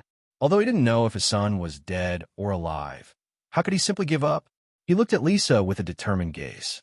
I'll enter no matter what. Lisa nodded. Then, she looked at everyone else. What about you? Everyone nodded after some thought. This was the only way for them, after all. Count Hannes looked at Lisa and thought back to when she and Edward were against Adam acting as bait. But after the latter led them out of the meeting room and discussed something with them in secret, the 2 seemed to be very confident in the plan. He felt that the 3 students definitely had something up their sleeves. Thus, he looked at Lisa and Edward and solemnly asked, I assume you have a trump card. Lisa's lips curled up into a smirk. Rest assured, Adam is a very cautious fellow. He wouldn't put his life in jeopardy if he didn't have a way out. And I trust him. Edward nodded. Very well. I will put my trust in him as well, Count Hannes replied. He then looked at the city guard behind him and ordered, Men, follow after me. He took the lead and was the first one to enter the wall. Seeing him magically pass through the wall, the guards were momentarily stunned, but soon followed after their lord. After all the guards had entered, the Magi left behind entered one by one. Lisa was the last one to enter, but before she stepped foot inside, when she looked at the shadowy wall, an unsettling feeling emerged in her heart. How unnerving! She buried this feeling and entered through the wall. And soon, the alley turned silent. After entering through the wall, everyone was overcome by nothing but absolute darkness. They couldn't help but panic, but they continued to move forward. After all, that was the only direction they could go. It felt like they were in a narrow corridor, with the only way being in front of them. Lisa looked around and clenched her fists. She thought to herself, what is this? It feels so ominous. Suddenly, she felt as if she had just passed through a sort of membrane, almost like how one feels when one comes out of the water. When she looked around, she was astonished. She found herself in a large tunnel, but that wasn't what surprised her. The thing that truly shocked her was that everything and everyone around her, including herself, looked as if the colors had been sucked out, leaving nothing but black and white. It was a place completely devoid of color. Lisa felt overwhelming negative emotions from the depths of her heart as soon as she arrived here. She looked at her trembling hands that appeared black and white, and muttered in fear, What is happening? She had never felt so terrorized before. It was as if this place was leaching out all the happiness from her and everyone and everything around her. The youth raised her head and gazed at the rest of the people with her, and when she did, she was shocked. Everyone was faring much worse than her. Forget the city guards who were sprawled out on the floor. Even Count Hannes, Karl, and Emery were on their knees, scared out of their wits. When she looked for Edward, she was stunned. Edward! Edward rushed toward her and grabbed her from falling. Lisa, are you all right? What is happening? Lisa didn't understand why Edward, out of everyone else, seemed to be fine. But she knew that he was the only person who could get them out of this conundrum. If not, they would fall deeper into the depths of despair. Edward cast Aegis. Lisa struggled to get the words out of her mouth. All sorts of depressing memories were beginning to resurface in her mind, causing her a great deal of pain. Aegis. Edward was confused, but then immediately understood what Lisa was saying. He gently lay her on the ground, then grabbed a white crystal and a vial of water from his waist pouch. He placed the crystal that emanated a sacred aura on the ground, then poured water over it. Following that, he weaved a series of hand signs and then slammed his palm against the white crystal. A resplendent magic circle materialized over the crystal and then slowly enveloped it. Then, the crystal cracked upon and a holy light spread in all directions. Rank 1 spell, Sacred Aegis. The moment the light enveloped everyone in the group, they snapped out of their negative emotions. It felt like they had just woken up from a nightmare. It was as if they were drowning to their deaths and could now finally breathe. However, the effect of the spell didn't last for long. As soon as the holy light was produced from the spell, the surroundings instantly sucked the color out of it, nullifying it. It seemed that the place that the group had arrived at didn't like colors all that much. However, the effect and the duration of the spell were more than enough to pull everyone out of their misery. Count Hannes slowly got to his feet, his back drenched in cold sweat. He looked at his surroundings and muttered with lingering fear. Just, what is this place? No, more importantly, the Count turned to look at Edward and spoke with incredulity. How are you not affected at all? Edward was more confused than anyone. Affected by what? The only thing that's affected is my vision. All I see is black and white. See, that's it. Magus Emery looked at him with a dumbfounded expression, thinking back to when he was drowning in despair and was on the verge of crying like a baby. He couldn't help but think, this kid, is his heart made of steel? How could he not feel a thing? Lisa looked at Edward deeply, her thoughts a mystery. She then solemnly said to everyone, that's not what's important. If this place is what I think it is, then we're in deep trouble. The Count and Magus Emery didn't have any idea where they were currently, not to mention the guards. Suddenly, Magus Karl looked at Lisa and asked in a trembling voice, and Magus Lisa, could this place perhaps be? Lisa nodded, an extremely serious expression marring her face. Yes, I believe this place has some connection to the Shadowmere. I am possible. Count Hannes sucked in a cold breath of air, fear evident in his voice. Seeing such a reaction from the Count, Magus Emery felt very nervous. He couldn't help but ask, what is the Shadowmere? Magus Karl replied with a grim expression, I read this in an ancient book a long time ago, but I never thought this place was real. He took a deep breath and began explaining to everyone present. Legend has it that our world is supported by a sacred pillar known as the World Tree. Its branches and roots extend to every part of the world. It is said that one of its roots extends toward a sunless place called the Shadowmere, also known as the Dark Echo of the World. Not expecting the old Magus to have such knowledge, Lisa was surprised. It was natural for her, who was a student of the Clover Academy, to come across such knowledge. After all, the library at the Academy, the Savant Tower, housed the greatest collection of books in the entire Southern Federation. She had read about the Shadowmere and the World Tree at the library in Clover Academy, but at the time she brushed it off as mere legends.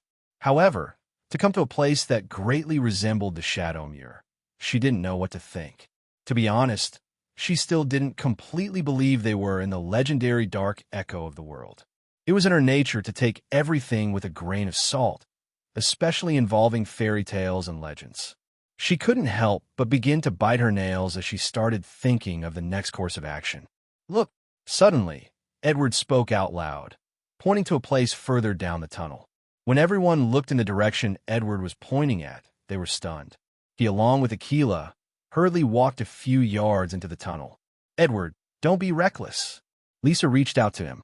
They were in an unknown place. The last thing they should do was act so unrestrained.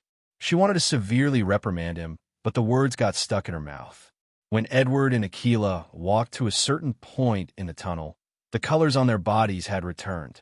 Curious, he walked back a few steps and found that the colors had been sucked out again. He couldn't help but walk back and forth and witness the colors appear and then disappear from his body. Ha ha ha! What the hell? Everyone was dumbfounded. Lisa, on the other hand, felt greatly relieved. This place isn't Shadowmere after all. But then she looked at the colorless world around her and turned pensive. Then what is this place? Inside the cavern, the vampire Magus was directing his spawns into carving the ritual formation on the ground. He was fully concentrated on his task, but suddenly his pale, pointy ears twitched, and he looked in the direction of the tunnel entrance that led here. What was that? He muttered under his breath. He couldn't perceive it properly as he was currently preoccupied, but for some reason, he felt as if there was a faint disturbance in Amana. Am I just imagining things? A ludicrous thought emerged in his mind, but soon his eyebrows furrowed tightly. No, I can't take any chances. At this stage, he didn't wish to take any risks. Things were so close to completion, there was no way he would mess things up now. He suddenly looked toward the dark ceiling of the cavern and whistled. Following that, the sound of wings flapping could be heard. Within a few seconds, a bat the size of an adult human's head flew down and landed on the vampire's shoulder. The bat's black eyes shone with intelligence as it deeply stared at the vampire, awaiting his orders. The vampire weaved hand signs, following which one of his left eyes turned black. At the same time, one of the bat's eyes turned red. Rank 1 spell, Shared Vision. Go scout the tunnel. The vampire ordered. The bat flapped its wings and silently flew toward the tunnel. Seeing the bat disappear, the vampire's eyes narrowed to a slit. I hope it's nothing, but on the off chance that those Magi have somehow found this place. Then, he looked at the human sacrifices imprisoned within the large cage, his eyes gleaming with cold, murderous intent. The group of Magi and the city guards vigilantly made their way into the depths of the tunnel. Count Hannes looked around in shock. I can't believe there was such a tunnel underneath my city. Being the lord of the county, by all rights, he should have been aware of the existence of such an underground tunnel. But the fact that he wasn't clearly vexed him. Could this tunnel be perhaps older than the time my ancestors stepped foot on this land? He wondered, trying to justify the reason for him not being privy to this place. We might not even be under Hannes City, for all we know, Edward suddenly muttered. He's right. Lisa nodded. That shadowy place that we went through just now teleported us to an unknown location. That shadow thingy had properties related to space magic, huh? Edward asked while rubbing his chin. Magus Carl chimed in. But are we sure that the place we came out of earlier has nothing to do with Shadowmere? There was a hint of curiosity traced in his tone. One could tell how excited he was just by speaking about the legendary dark echo of the world. His was the true spirit of a Magus, forever in pursuit of the truth and the mysteries of the world. Lisa shook her head. Honestly, I don't know. Although that place indeed had characteristics similar to the Shadowmere, I can't confirm if it really was that place. After all, that shadowy part of the tunnel only lasted for a few meters, did it not? Hearing her words, all the Magi nodded, but at the same time, they couldn't help but wonder if it wasn't the Shadowmere then, what was it? I'll have to report this to my professors back at the academy. They'll know what it is. Besides, having such a dangerous place unguarded would bring great troubles. Lisa added. She said the last part while secretly glancing at the Count, trying to discern his reaction. Count Hannes was elated after listening to her. To be honest, he wasn't very comfortable having such an ominous and risky place inside his city. But if someone from the Clover Academy were to deal with it, he would be more than happy to cooperate. After all, if this place really had any link to Shadowmere, then it was way beyond his capabilities. Suddenly, he heard something faint in front of him and instantly became alert. With quick and smooth movements, he grabbed the dagger sheathed at his waist, imbued mana into it, and threw it. Everyone was taken aback by the Count's sudden actions. What are you doing?" Edward was the most surprised as the dagger whizzed past his head. He looked at the Count with suspicion, his hand already reaching the hilt of his sword. Thud! Suddenly, the sound of something falling came from ahead of them. Everyone turned around and saw that the Count's dagger had pierced something. "What's that?" Edward was shocked. He warily walked ahead and was finally able to see what it was. The others also followed suit, and when their gaze landed on the thing, they turned solemn. "A bada!" Count Hannes crouched down and took back his dagger. He cleaned the blood off of it and sheathed it back. He stood back up and looked at everyone with a grim expression. "It's safe to assume that the vampire already knows we're here." Everyone's face turned dark. They'd hoped that they would take the vampire by surprise, but rarely does anything in life go according to plan. The Count brandished his great sword and instructed everyone around. "Since we've been found out, we might as well charge ahead." Then, his gaze landed on Lisa, and he asked, "What say you?" Lisa thought for a while and felt that this was the best option they had. She looked back at the Count and nodded. "Very well." The Count took the lead and ran into the depths of the tunnel. "Everyone, follow me." Inside the cavern, the vampire Magus's eye turned back to its usual red. His expression was extremely twisted, and his teeth had turned sharp and jagged. He roared at the top of his lungs, "Those filthy Magi! How the hell did they find this place?" The vampire's sudden burst of aura filled with killing intent swept the nearby spawns off of their feet. Their bodies trembled in fear as they laid eyes on their enraged master. "It has to be one of you." The vampire glared at his spawns. He wished that he could kill all these inferior creatures in front of him, but now was the time that he needed them the most. You, and you." The vampire pointed at 3 spawns and ordered, "Fetch all the sacrifices out of the cage. Now." Then, he looked at the other spawns and spat through gritted teeth, "And you useless trash. Go out there and buy me time, even if it costs you your pathetic lives." The vampire spawns showed traces of fear and unwillingness in their eyes, but the next moment their expressions changed and they replied in unison, "Yes, master." With that, they dashed toward the tunnel entrance, ready to lay their lives for their master. Not a shred of hesitation could be seen in their eyes.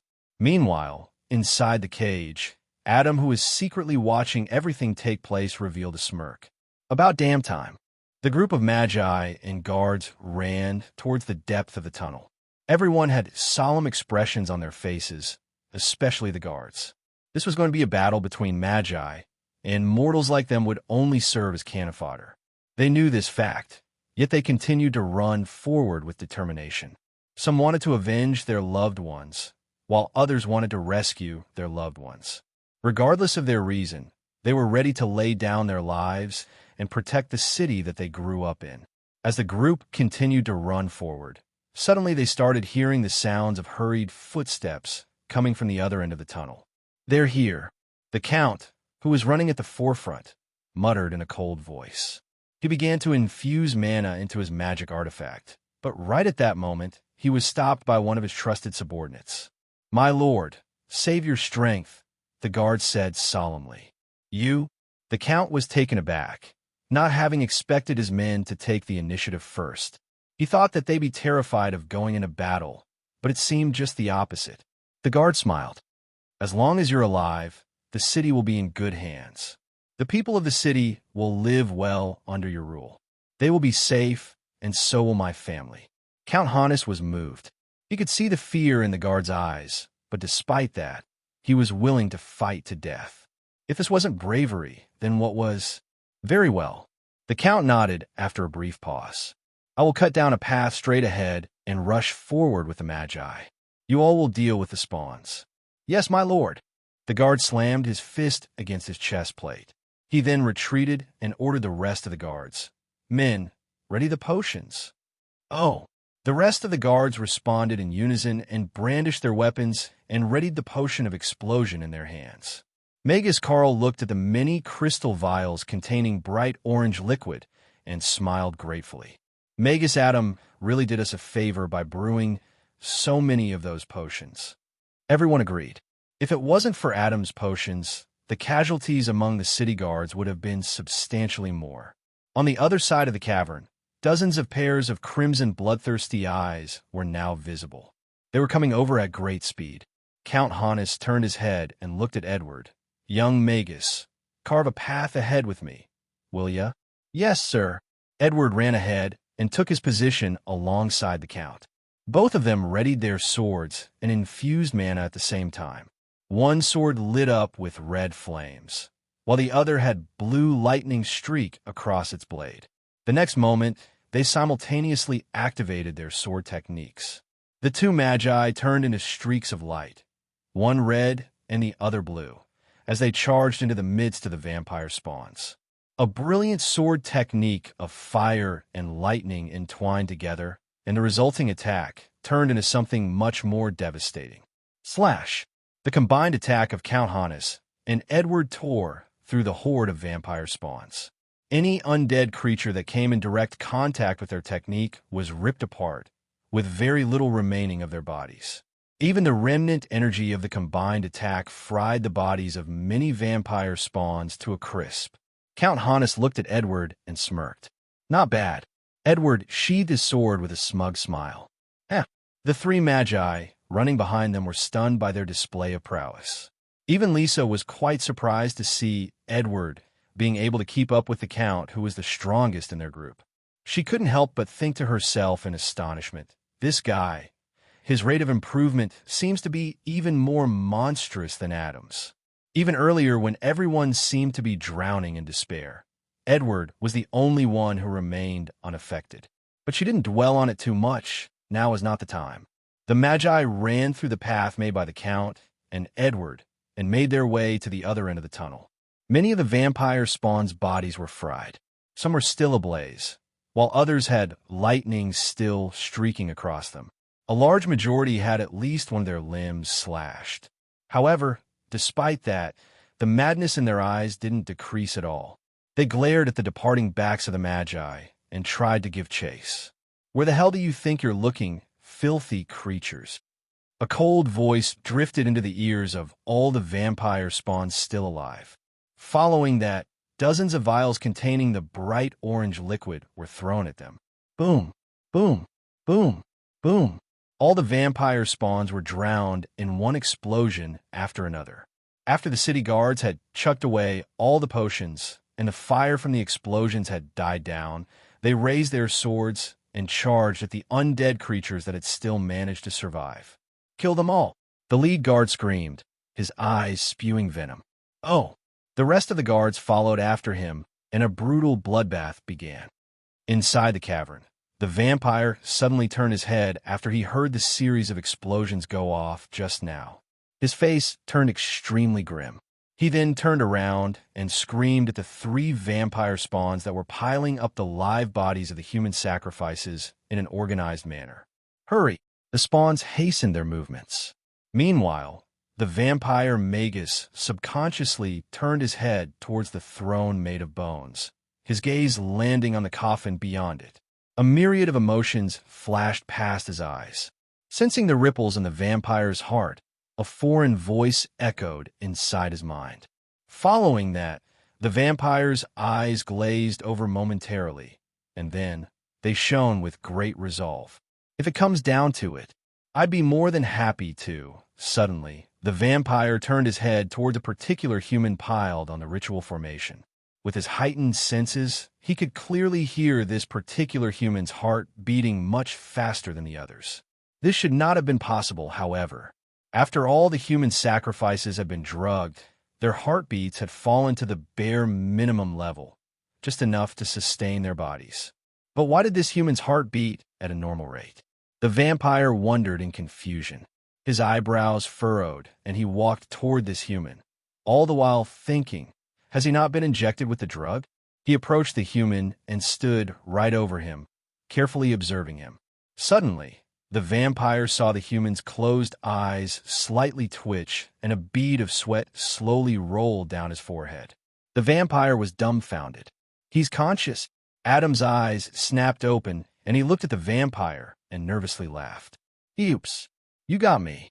At once, many thoughts passed through the bewildered vampire's mind as he stood there in a momentary daze. How is he still conscious? Is he one of the Magi? Why can't I sense any mana from him? Wait.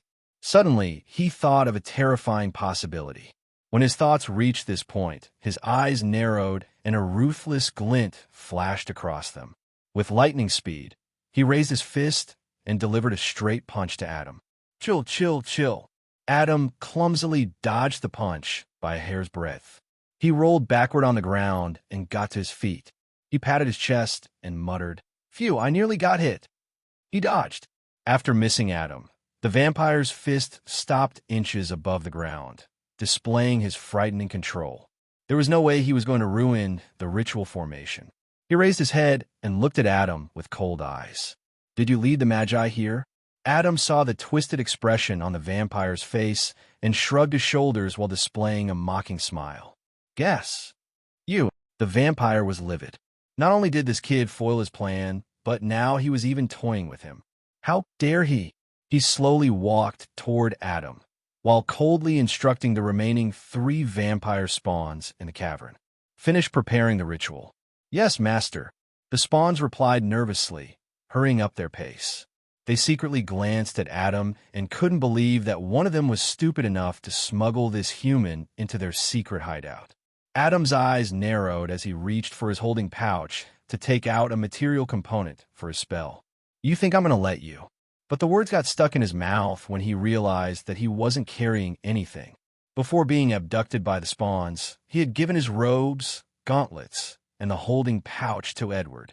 Most importantly, he had even given that to Edward. Now, he had nothing on him except the simple tunic and the pants that he was wearing. This was to ensure that he wasn't caught by the vampire or his spawns. But now it seemed to have backfired on him. Well, shit. Adam didn't know whether to laugh or cry.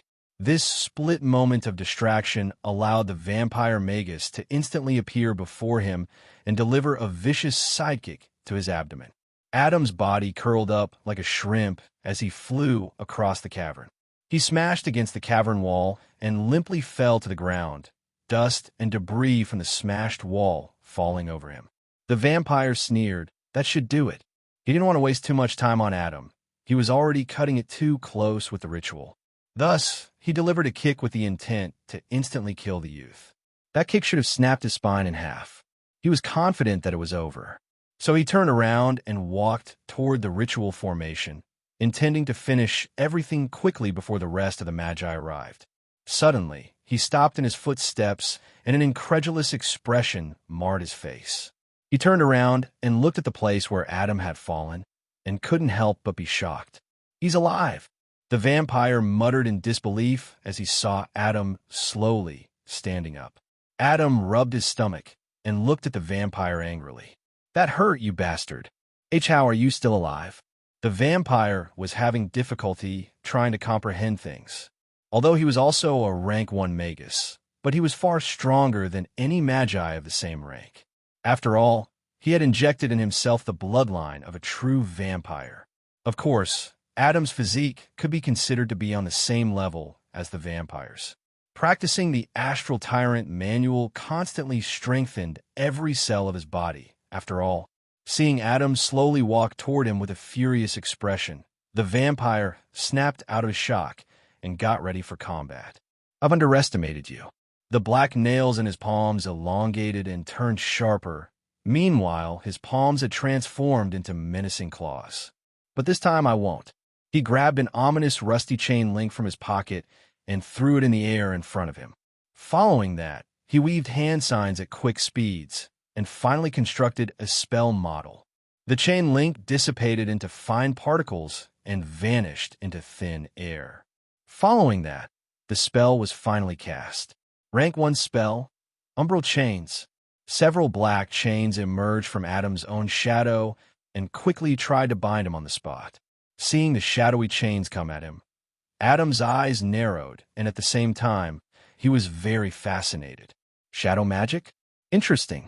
Before the chains could even touch the hems of his clothes, Adam had already disappeared from the spot. Impossible. The vampire was barely able to follow the youth's movements. To think that a mere human could match a vampire's speed was simply ludicrous to him. To say that he was shocked would be an understatement. But before he could even finish his words, Adam had already appeared in front of him. Unbridled killing intent gushed out from Adam's cold eyes as he placed 4 fingers aimed straight at the vampire's chest. Mana gathered on the youth's palm as he followed through with a devastating 1-inch punch, while at the same time rotating his arm and fist. And a doom, 1 hit. Bam! At the last moment, the vampire somehow managed to cross his arms and place them in between his chest and Adam's attack. The sheer force of Adam's punch brutally overwhelmed the vampire's defenses. The force shattered the vampire's forearms and penetrated his chest. A visible shockwave in the shape of a vortex could be seen coming out from the vampire's back as his clothes were torn to pieces. The vampire spurted a large mouthful of blood as he was swept off his feet. He flew like a cannonball and smashed against the cavern wall, all the way on the other side. Adam, who was still standing with his fist stretched out, shook his head.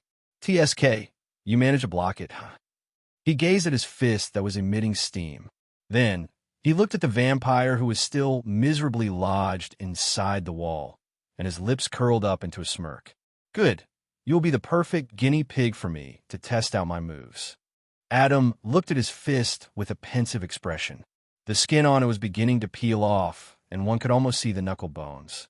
The youth had only recently started practicing the Astral Tyrant Manual, and his body was far from reaching the point of being considered the strongest weapon. That is why in the earlier stages he would require gauntlets, strong ones at that, to carry out the techniques of the magic combat method that he had absorbed from the memories of the expert. Whatever. Adam jerked his fist a little and then blew on it to try and alleviate the burning sensation. "I hope that fatty gets my stuff as quickly as possible." Suddenly, he turned his head and looked at the 3 vampire spawns that were standing a few meters away from him, frozen in absolute shock. And when his gaze landed on the unconscious people lying on top of the ritual formation, intense fury bubbled up in his heart. He slowly walked toward the vampire spawns with clenched fists. "Although you've been turned into mindless servants by that vampire, don't expect any mercy from me." The cold words of the youth sent chills down the undead creatures' backs. Their bodies shuddered in fear, and they couldn't even get a word out of their mouths no matter how hard they tried. They were rooted on the spot as Adam, who seemed like the Grim Reaper to them, slowly approached them 1 step at a time. The sound of each step felt like a hammer pummeling their still hearts. With an indifferent expression, Adam walked in front of the first vampire spawn and effortlessly grabbed his head. Please. Please. I'm innocent. I'm a resident of Hannes City. Why you can't kill me?" The vampire spawn somehow managed to get his words out through gaps between Adam's fingers. "Can't kill you." Adam looked at the spawn as if looking at nothing more than an insignificant ant. And before he clenched his hand, he coldly muttered, "Watch me." Splat! The vampire spawn's head burst open like a watermelon. His mangled mix of brain matter and bones splashed all around him. As the headless undead creature wobbly fell to his knees, Adam walked to the next vampire spawn and casually swiped his hand. A thin, red line gradually appeared on the spawn's neck, and before long, his head had separated from his body. The last vampire spawn watched on with disbelief as his fellow undead creature was killed with such ease. He couldn't stop his body from trembling in sheer horror as he saw the youth slowly walk over to him. As Adam walked toward the last spawn, blood gushed out like a fountain from the neck of the spawn he had just beheaded. The blood splashed all over him, making him appear like a bloodthirsty fiend. The image of Adam, soaked in blood, sent shivers down the last vampire spawn's body. He retreaded clumsily and fell on his, but as he begged for mercy. Please spare me. I was being controlled. I didn't mean it. I didn't want to do it." "Didn't mean it?" Adam continued to walk forward and nodded. "I know you didn't mean it." Listening to Adam, The vampire spawn felt as if he had found a way out. He couldn't help but begin to hope. But Adam's next words doused him in a bucket of cold water. But so what? Adam balled his right palm into a fist, raised it, and was about to bring it down, killing the vampire spawn once and for all. But suddenly, zoom! His eyes narrowed, and he hurriedly tried to defend himself as a red streak of light brutally crashed against his body, sweeping him off of his feet. Gone! Adam clearly felt his rib crack from the sudden attack. When he looked up, he saw that the vampire Magus had pinned him to the ground. The vampire's foot had viciously pressed against his chest, applying great pressure on him. The youth felt greatly humiliated from being stepped on by someone, that too an undead creature. He growled, "Get off of me, you!" Bam! The vampire raised his foot and viciously stomped Adam's head. Blood spurted out from under his foot as the youth's forehead was grievously injured. Quite a sturdy skeleton for a human, the vampire muttered with slight surprise. With Adam's buried head as the focal point, spiderweb-like cracks had formed on the ground within a 5-meter radius. One could tell, just from looking at this, how strong the vampire's attack must have been. As the vampire continued to press his foot against Adam's head, he turned around and roared at the last remaining vampire spawn. "Finish the preparations." Why, yes. The spawn was jolted awake from the shock he had just felt from being at death's door. Without wasting another moment, he began placing the human sacrifices at specific points on the formation. The preparations were almost complete. As the vampire's forearms and chest began to regenerate at a rapid pace, he shifted his gaze from the spawn and gazed at the other 2 spawns that had just been killed by Adam. Seeing how brutally they'd been killed, he couldn't help but glare at the youth underneath his foot. "You're quite vicious, aren't you, you little shit?" Adam was desperately struggling to free himself, but the vampire continued to heavily press him into the ground. Even though Adam was constantly vigilant of the vampire, the latter's speed had truly surprised him, and before he knew it, he was already pinned down. Seeing the youth's futile struggle, the vampire's lips curled up into a cruel smile. "You know what? I had initially planned to get rid of you for ruining my plans, but now I'm thinking of making you my spawn." The vampire raised his foot and, without giving Adam a moment of respite, instantly stomped again. "Ugh!" Adam groaned in agony, his entire face covered in blood. "But before that, I need to tame you a little. You've been a real pain in the ass." The vampire coldly smiled, revealing his sharp fangs. He continued to stomp on Adam's face, each of his attacks infused with mana. He made sure to not give the youth a single chance to free himself. "Ha ha ha!" He laughed maniacally as he greatly enjoyed the feeling of bullying Adam. But suddenly, 2 swords instantly closed in on him from each side, one covered in flames, the other in lightning. When the group of Magi entered the cavern, the scene that greeted them left them shocked. More than 100 residents of the city were lying unconscious on the ground, in some sort of strange pattern. Meanwhile, one vampire spawn was nervously placing them at different points of the ritual formation. Moreover, the 2 headless corpses of the other vampire spawns by the ritual formation made them wonder just what exactly had taken place here. And finally, their eyes landed on the vampire who was responsible for the entire tragedy befalling the city. However, he was currently stomping on Adam while laughing maniacally. Seeing such a gruesome scene made Magus Emery and Magus Carl freeze on the spot, their bodies trembling. After becoming Magi, they lived a life of luxury. Hence, they weren't used to such situations. Meanwhile, Count Hannes, Edward, and Lisa, who had managed to keep their composure, looked at one another and nodded. Following that, Lisa dashed toward the last vampire spawn, whereas the other 2 went toward the vampire Magus.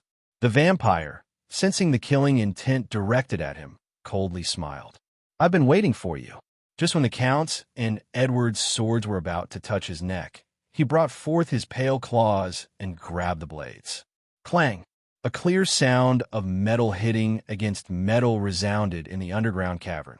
Seeing their swords blocked, no, grasped with such ease, Count Hannes and Edward were astonished. Both their swords were magic artifacts, but the vampire was able to grab them with his bare hands like he was grabbing mere twigs. Taking advantage of their momentary state of shock, the vampire twisted his body and redirected both swords in the opposite direction. The Count and Edward were flung to the far ends of the cavern as a result. But during this split second, Aquila had rushed toward Adam, grabbed his shoulders, and sped off into the distance away from the vampire. The vampire didn't pay attention to Adam and the griffin, though. He turned around, while at the same time weaving hand signs at quick speeds, and then aimed his hand at Lisa, who was moments away from reaching the last spawn. Rank 1 spell, Hail of Blood. Several magic circles materialized in front of him, and from them, dozens of blood thorns, the size of an adult finger, shot out toward Lisa. Lisa, who was just inches away from the spawn, had no choice but to retreat to dodge the blood thorns. This spell sent shivers down her spine, and she believed that if she would be scratched by even a single blood thorn, then the outcome would be dire. Within just a few seconds, the vampire had effectively countered the frontal attack of 2 Magi and also protected his spawn from a 3rd Magus. Seeing such a level of prowess, everyone present was shocked. Lisa, who had deduced by now that the vampire was only a rank 1 Magus, couldn't believe that someone of the same rank as her could be so fierce at combat. The only other person she knew who was this monstrous was also in the same cavern. Her gaze subconsciously landed on Adam, who is now lying motionlessly after having been saved by Aquila. Is this how you treat a stranger? The vampire looked at all the Magi that had just entered the cavern with a cold smile. How rude. Then, he looked at his vampire spawn who was about to finish the preparation for the ritual, and his smile turned even wider. Well, it doesn't matter. He elegantly walked toward the ritual formation with his hands behind his back. Although it would have been much better if I had a few more sacrifices, I can still make do with this. No one interrupted the vampire. No, to be more precise, no one dared to. All the Magi were struck with terror after witnessing the vampire deal with them so effortlessly. They walked around the ritual formation and slowly made their way to where Adam was. Seeing this, the vampire didn't stop them at all. He simply didn't care. His entire attention was on his spawn, who was placing the last few sacrifices on the formation with trembling hands. Meanwhile, Edward crouched down beside Adam and helped him up. Seeing his bloodied face, the youth was taken aback. But what surprised him even more was that Adam seemed to be crying. Edward was dumbfounded. Adam, are you crying? Of course I'm not. Adam barked like a mad dog. He pointed at the vampire and spoke full of grievance. That bastard broke my nose, and now my eyes won't stop sweating. Yua. Hearing him, everyone was speechless. Lisa looked at him with a solemn expression. Can you fight him? Adam looked at her and confidently said, That goes without saying. Good. Lisa nodded. Then all of us will fight him together. But Adam interrupted her. No, leave him to me. The Count chimed in with a stern expression. Magus, Adam, this is not the time to flaunt your powers. We'll have a much better chance at defeating him if we work together. No, you don't get it. Adam shook his head. He pointed his finger toward the cavern's ceiling and solemnly said, There's still those guys that you have to take care of. The vampire's ears suddenly twitched, and he looked at Adam in surprise. You were able to sense them? Your spiritual powers are quite strong for someone your age. Everyone turned to look at the ceiling, but they couldn't sense anything at all. Even Count Hannes, who was the strongest in the group, couldn't perceive a thing. The ceiling was obscured in darkness, preventing anyone from seeing anything. Adam slowly got to his feet, his face solemn. He looked at Edward and asked, You got my stuff? Edward nodded and handed him his holding pouch and a pair of black gauntlets. Adam tied the holding pouch to his waist and then grabbed the gauntlets from Edward. These pair of gauntlets were rank 1 magic artifacts, and this would be the first time he'd be wearing them. After putting them on, Adam grinned from ear to ear. Now, that's more like it. He then instructed the rest of the Magi. You all huddle together and focus more on defending. It'll be difficult for you all to kill every one of them. But don't worry. All you need to do is last long enough till I kill the vampire. Sensing the seriousness in Adam's tone, Lisa clenched her fists tightly as a drop of sweat rolled down her forehead. What exactly is up there? What are we fighting against? Before Adam could reply, the vampire had already completed a series of hand signs and aimed his finger at them. He revealed his sharp fangs and displayed a cruel smile as he said, "See for yourself." Following that, countless pairs of blood-red eyes became visible across the entire ceiling. Screech! Countless red-eyed bats descended as their screeches constantly echoed in the cavern. Seeing the sea of bats diving toward them, the Magi lost all composure they had. They looked on with disbelief. Magus Carl fell to his knees, his body trembling. Those are vampire bats. Vampire bats were a species of bats that were known to feast on blood. Moreover, they would continue to drain the blood out of their victims until all that remained was a dried-up husk. Magus Emery seemed to have lost all hope. There are hundreds of them. No, there might even be 1,000. We're doomed. Huddle together and focus on defending. Edward repeated Adam's parting words, anxiety gripping his heart. So this is what he meant. He lowered his head and saw that Adam had already rushed in the direction of the vampire. Then, he looked at Lisa and asked, "So what do we do? You got any ideas?" Lisa, who was trying her best to keep a calm state of mind, looked at Edward and nodded with clenched fists. "I do, but..." She then looked at Magus Emery and Carl and continued, "We'll need everyone's joint effort if we want to come out of this alive." Hearing her words, Count Hannes looked at the two useless Magi and roared, "Get on your feet if you want to live. Emery, don't you wish to find your son? Carl, don't you wish to return home to your newborn granddaughter? Get the hell up and fight." The two Magi seemed to have been brought back to life as a fire lit inside of them after hearing the Count's words. Lisa looked at them and nodded. "So, here's what we're going to do." After listening to her instructions, everyone got into position. Suddenly, the Count looked at Edward and Lisa and smiled bitterly. "Our survival is completely contingent on Adam defeating the vampire. Do you really think he can?" Even the Count himself didn't have any confidence to stand up against the vampire, let alone Adam, who was 2 minor stages lower than him. "He will win." Both Lisa and Edward replied simultaneously, their voices filled with confidence. As countless vampire bats rained down on them with bloodthirsty eyes, the 5 Magi began weaving hand signs and sacrificing the required material components to cast a joint spell. Mana gathered on Adam's gauntlets as he dashed toward the vampire. He knew that if he wanted to interrupt the spawn from completing the ritual, he had to first go through the vampire. When a vampire saw Adam rushing toward him with his gauntlets covered in pure mana, for the first time today, he felt a sense of crisis. When Adam had first landed a blow on him earlier, that was simply him being taken by surprise, not having expected a mere human to have such speed and strength. But now, he didn't dare to underestimate the youth. But despite that, the vampire felt pressure from him. He felt insulted. A mere human dares to act so cocky in front of me. He rushed toward Adam, overcome by anger.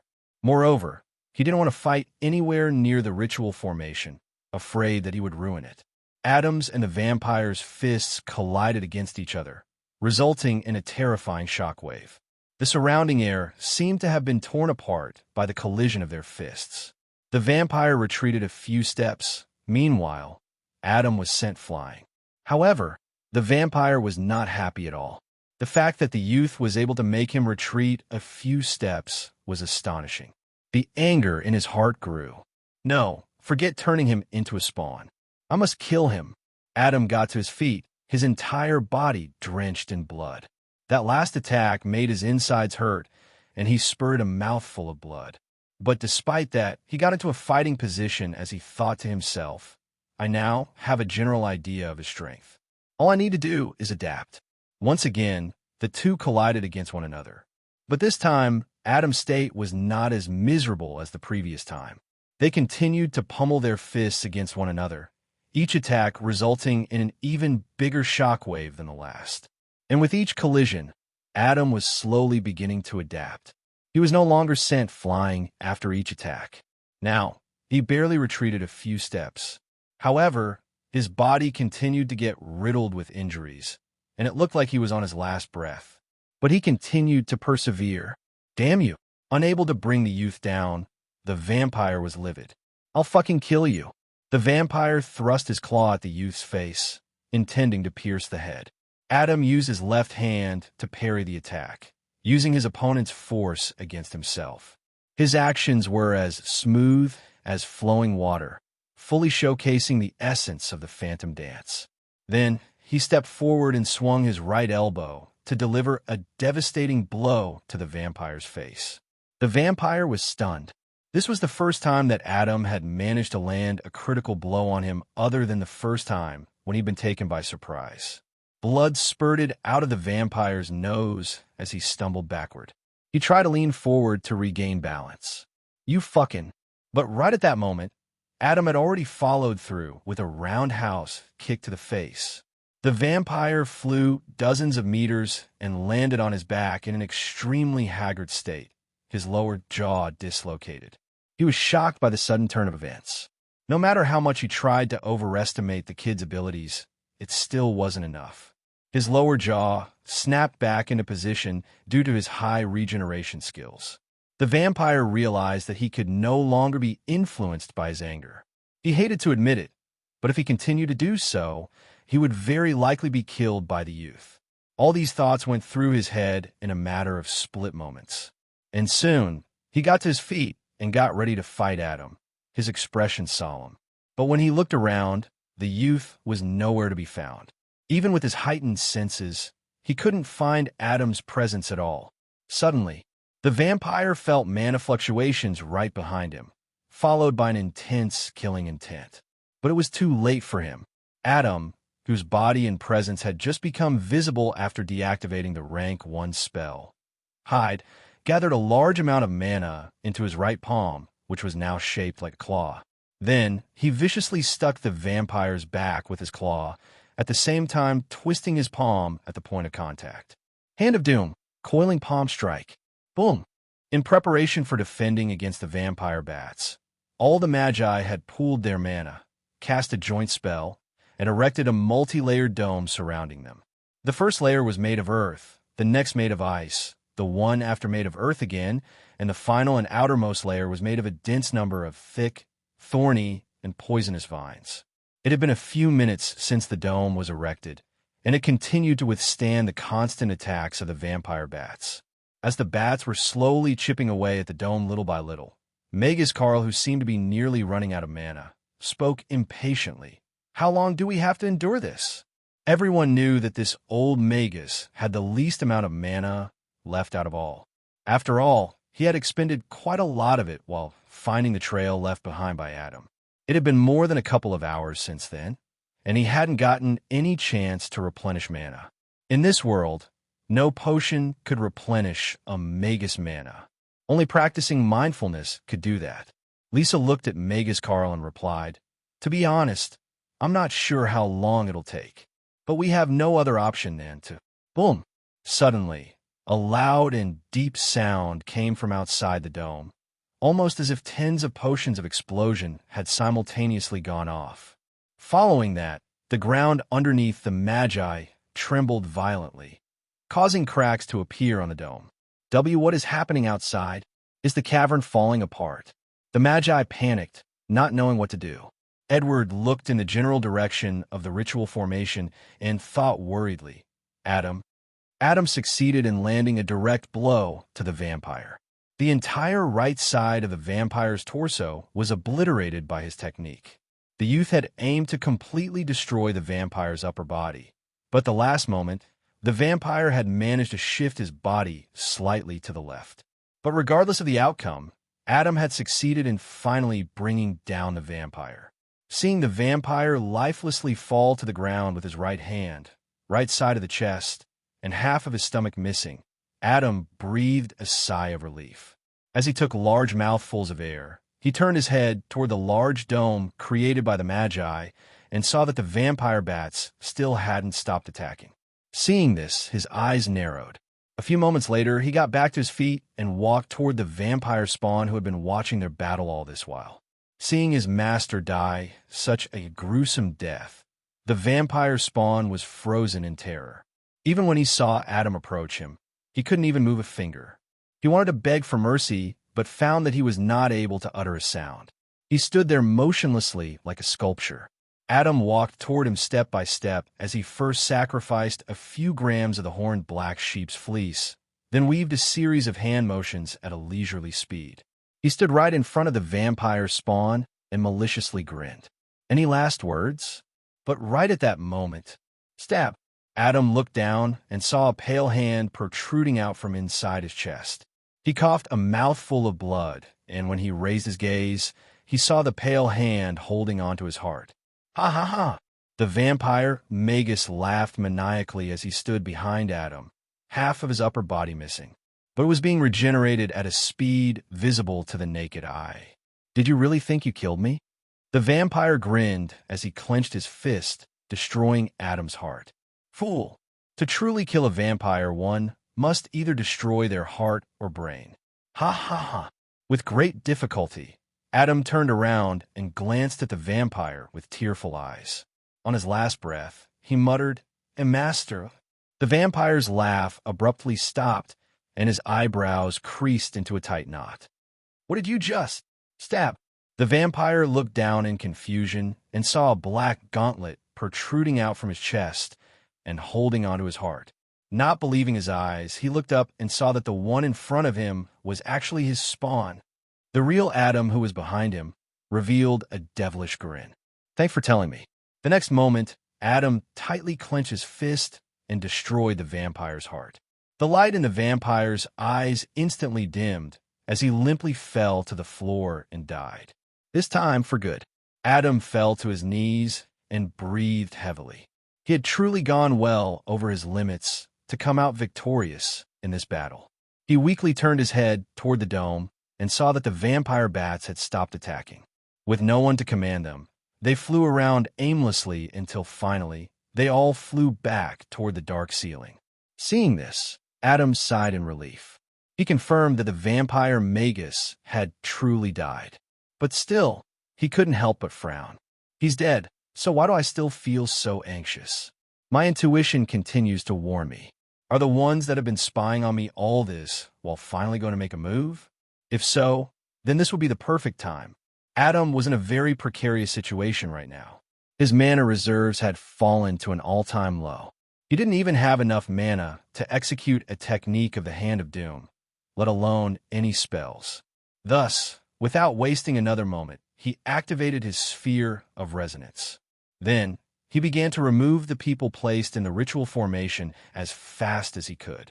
The ritual formation gave him a very ominous feeling to him for some reason.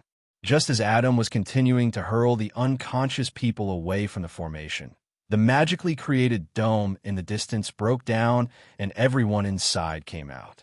Initially, they were all vigilant, but when they saw the vampire Magus lying motionlessly with half of his body missing, they were filled with exhilaration.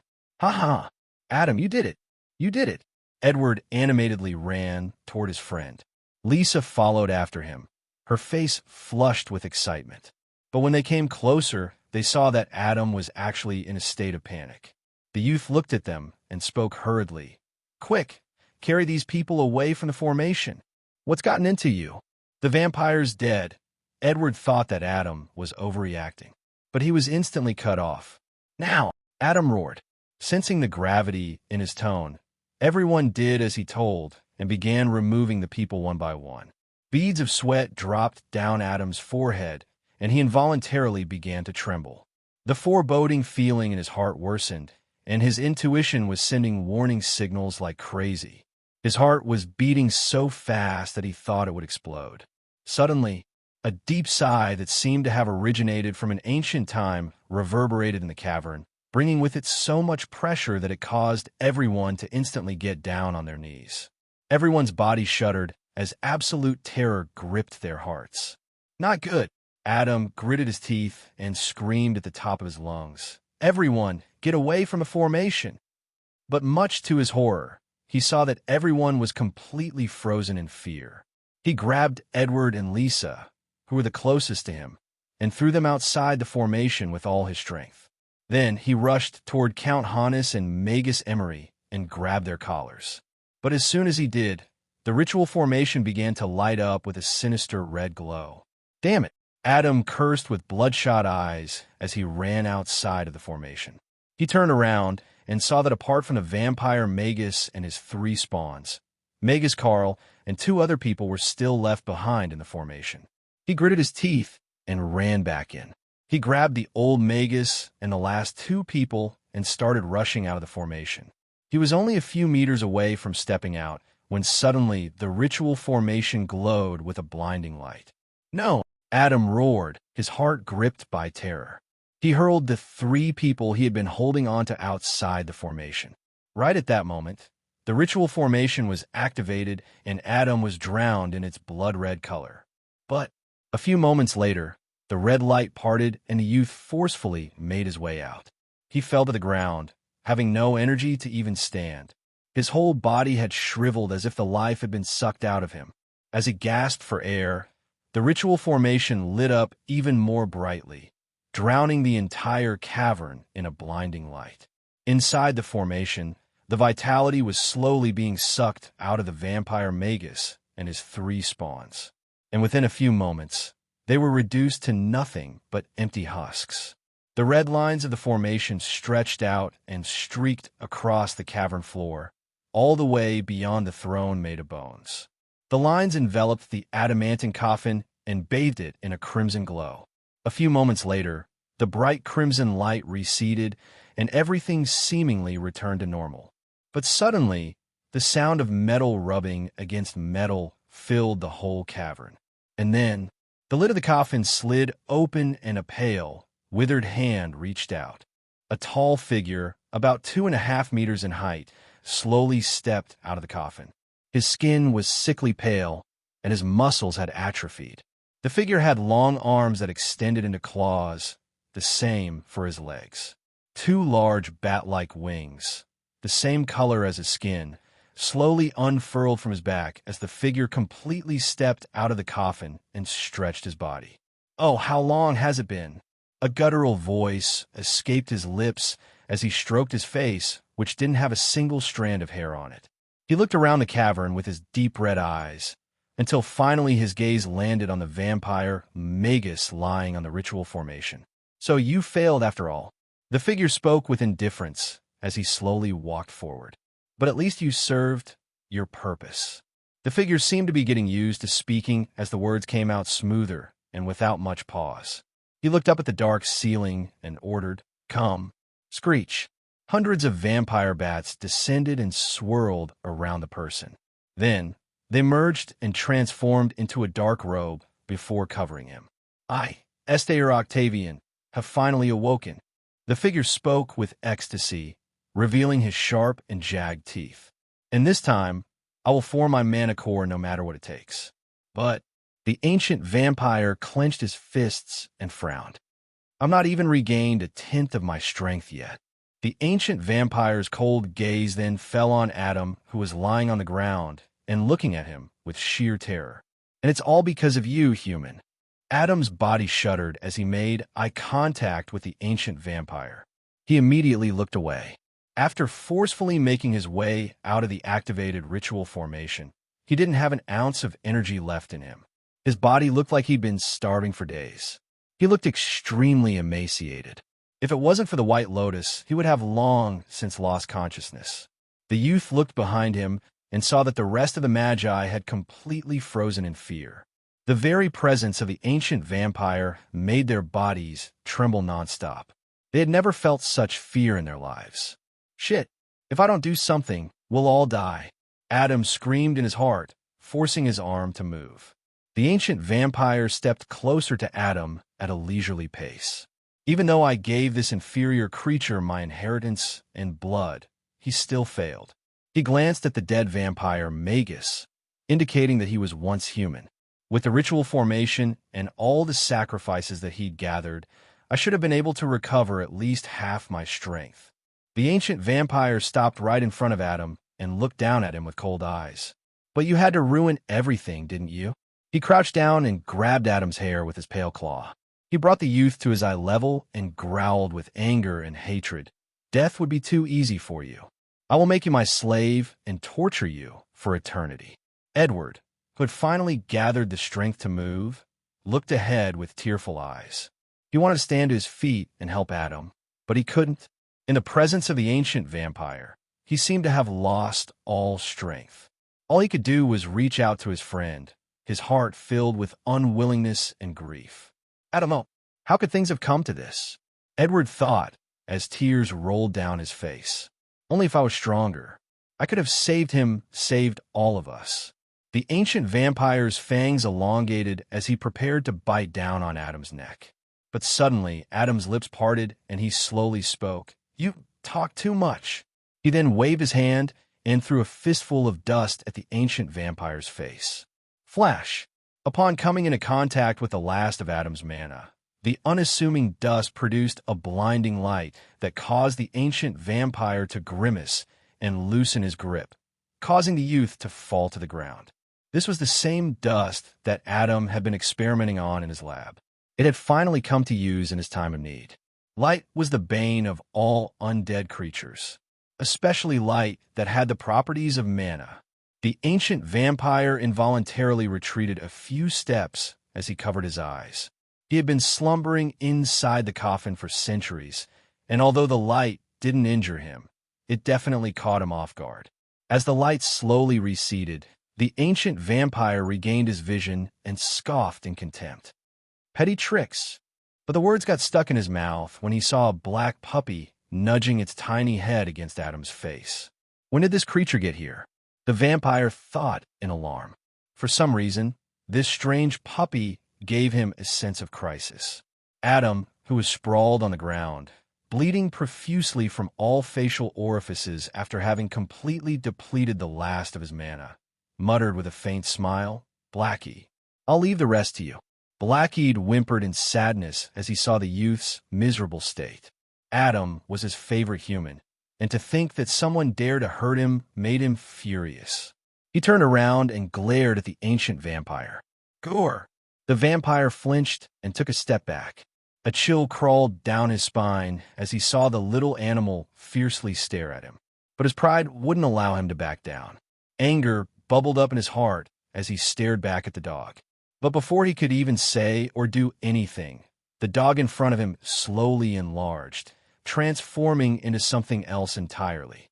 The ancient vampire raised his head slowly, looking at the transforming creature as fear finally gripped his heart. Suddenly, he recalled something he had read a long time ago, and he shuddered. He recognized this creature in front of him. "World Dev," he muttered in shock and horror.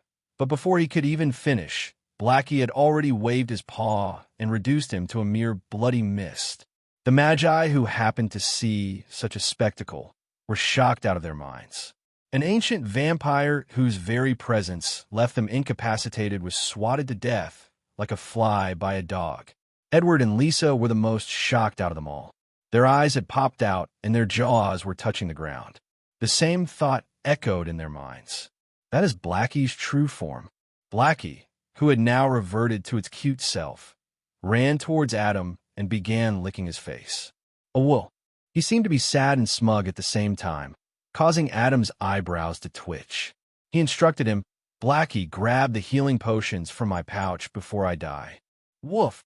The puppy ran around Adam and skillfully grabbed a few vials of healing potions from the pouch tied to his waist. Then, he uncorked the vials and poured all of its content inside the youth's mouth. A ruddy color returned to Adam's face after he consumed the potion, but his body still looked shriveled up like a fossil. "Pwah, I thought I would really act." Edward and Lisa rushed to him and tightly hugged him. "Adam," they really thought that they would lose him. They hugged him tightly while silently sobbing, their shoulders trembling ever so slightly. Seeing this, Adam smiled and hugged them back. "It's okay. Everything's fine now." Suddenly, footsteps could be heard coming in the direction of the cavern entrance, the tunnel.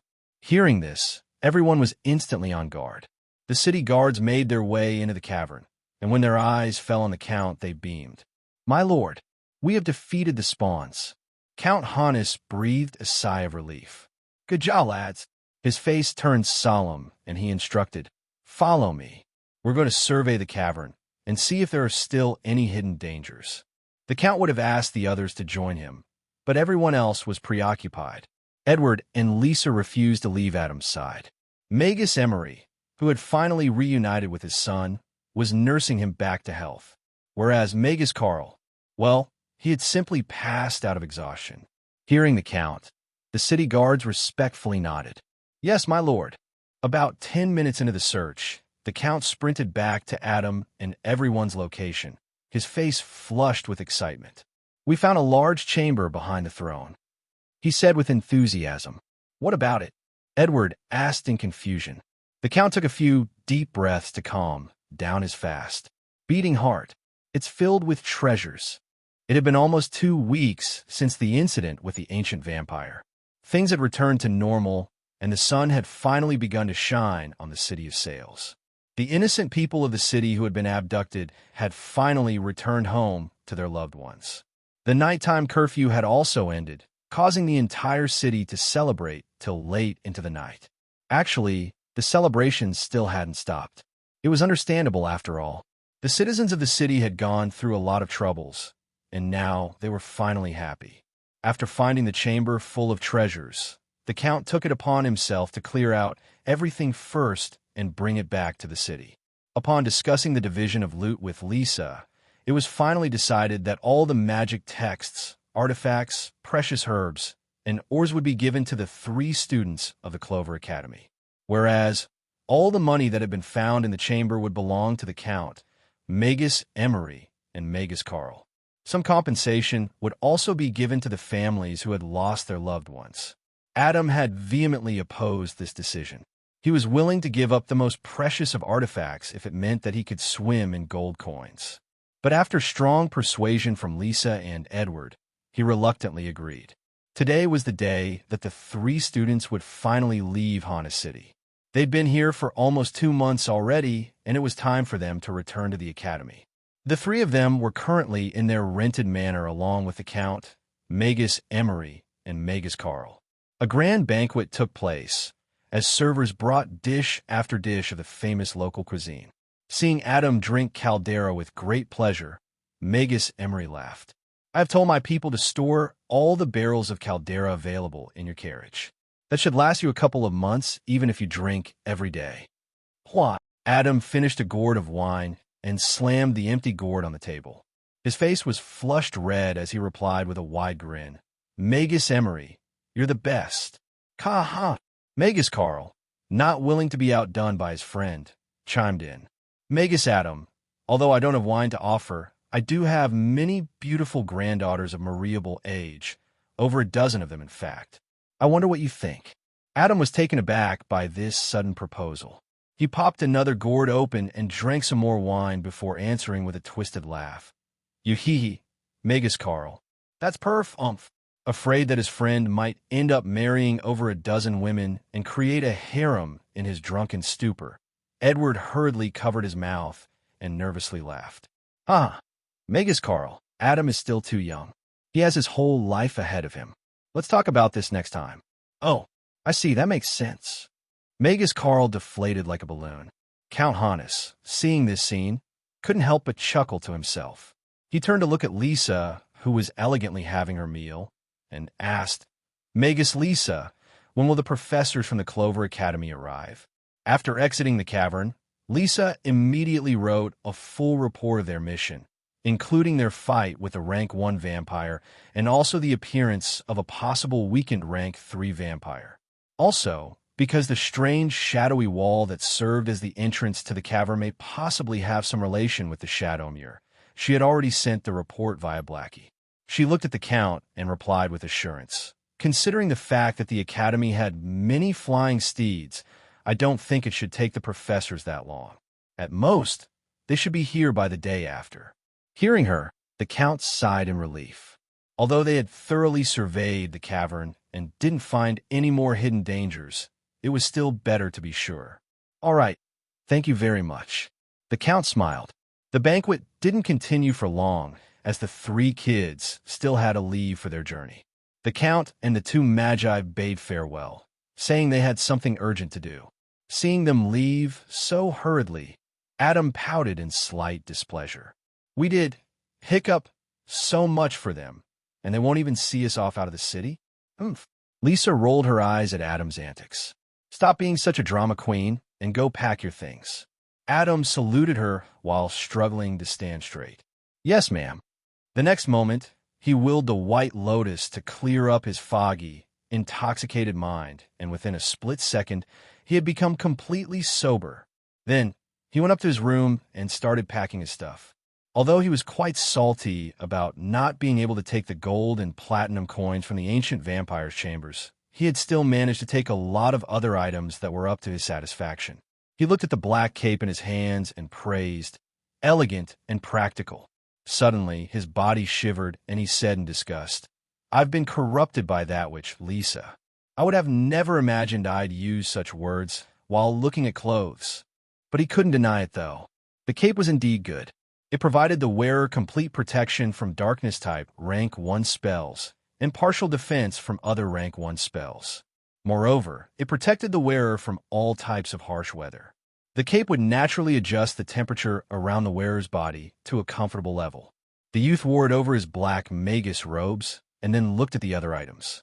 He picked up a ring that had an intricate feather pattern around it and put it on. This was the Ring of Lightfall. Like its namesake, it was inscribed with the rank 1 spell, Lightfall. The ring would automatically activate when the wearer suddenly dropped for more than 2 meters. Alternatively, it could also be activated manually. It was a convenient magic ring. Apart from these 2 artifacts, the rest of the loot that Adam had taken for himself included a few magic texts, rare magic herbs that managed to survive for centuries, and finally an unknown or that he planned to make a new pair of gauntlets out of. The ancient vampire was extremely wealthy, having in possession of many magic artifacts, both offensive, defensive, and even extremely rare storage types. Alas, these are the only things that caught Adam's eye. The rest were distributed between Edward and Lisa. Unfortunately, they were never able to find the vampire's most valuable treasure, his grimoire. It took Adam a while to pack up all his belongings. He even had to clear up his temporary lab and carefully store all the apparatuses. After gathering everything, he placed them in his room. Seeing the several large chests piled in front of him, the youth's eyes gleamed with excitement. He grabbed an exquisite, looking, double-piercing, silver earring from his pocket that had a red gem carved into a 4-sided star hanging from it. Then, he put it on his left ear. Following that, he gave a mental command, and all the large chests in the room vanished. Ha ha! Adam laughed with great enthusiasm and punched the air a few times in sheer excitement. The earring was a space-type storage artifact with a volume of 25 cubic meters. Adam guessed that its market value would be at least 20,000 gold pieces. Moreover, this wasn't the only storage-type artifacts that they'd found. There were 3 more of this type, all of them rings, and were taken by Edward, Lisa, and the Count. After playing around with the earring a couple of more times, Adam was finally satisfied. He leisurely went down and found that his friends, the mercenaries, and the servants were already waiting for him outside. Took you long enough? Edward grumbled. My bad, let's go. Adam got on his black steed and pulled the reins. As the traveling party made their way through the West District and into the Bazaar District, they were puzzled. Lisa, who was at the forefront of the party along with Edward and Adam, couldn't help but frown. Why is it so empty? Who knows? Maybe they want to take a nap.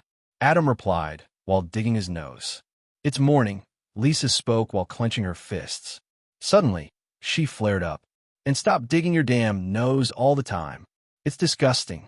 Fine, relax, Adam replied weakly and stopped his actions. Suddenly, when they turned around the corner, they were drowned out by a boisterous cacophony of sounds. Whoa, they're finally here. Our saviors. The heroes of Hannes City. Lord Adam, Lord Edward, Kya. Lady Lisa, look here. The 3 kids were dumbfounded. They didn't expect to receive such a grand send-off on their way out. The 3 of them couldn't help but feel embarrassed after receiving such a level of fanfare. It couldn't be helped, they were still kids after all. With faces flushed red, they slowly made their way to the city gates while waving at the crowd.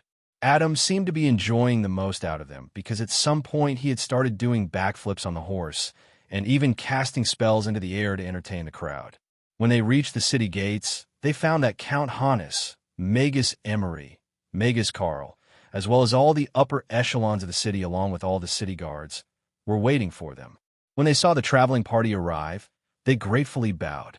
"Benefactors of Hannes City, we thank you from the bottom of our hearts." They raised their heads and looked at the three kids full of gratitude. Count Hannes came forth and firmly shook hands with Adam. He spoke with tearful eyes, thank you for saving all of our lives." Adam replied with a gentle smile, "You're welcome." The Count personally shook everyone's hands and finally sent them on their way. They came here as anonymous individuals, but left as heroes. A week later, the traveling party had reached the borders of the Fabio kingdom. On this day, they'd stopped to camp earlier than usual. There were still a couple of hours to go before sunset. Adam was lying casually on top of a boulder and, as usual, drinking wine. He took a sip and looked at his two friends in amusement. "Did I hear you right? Mind repeating those words?" Edward simply facepalmed. Meanwhile, Lisa struggled to speak the words out of embarrassment. "I want you to teach me how to fight." Adam greatly enjoyed picking on Lisa. He knew that this genius pride wouldn't allow her to seek help from others, especially people her age.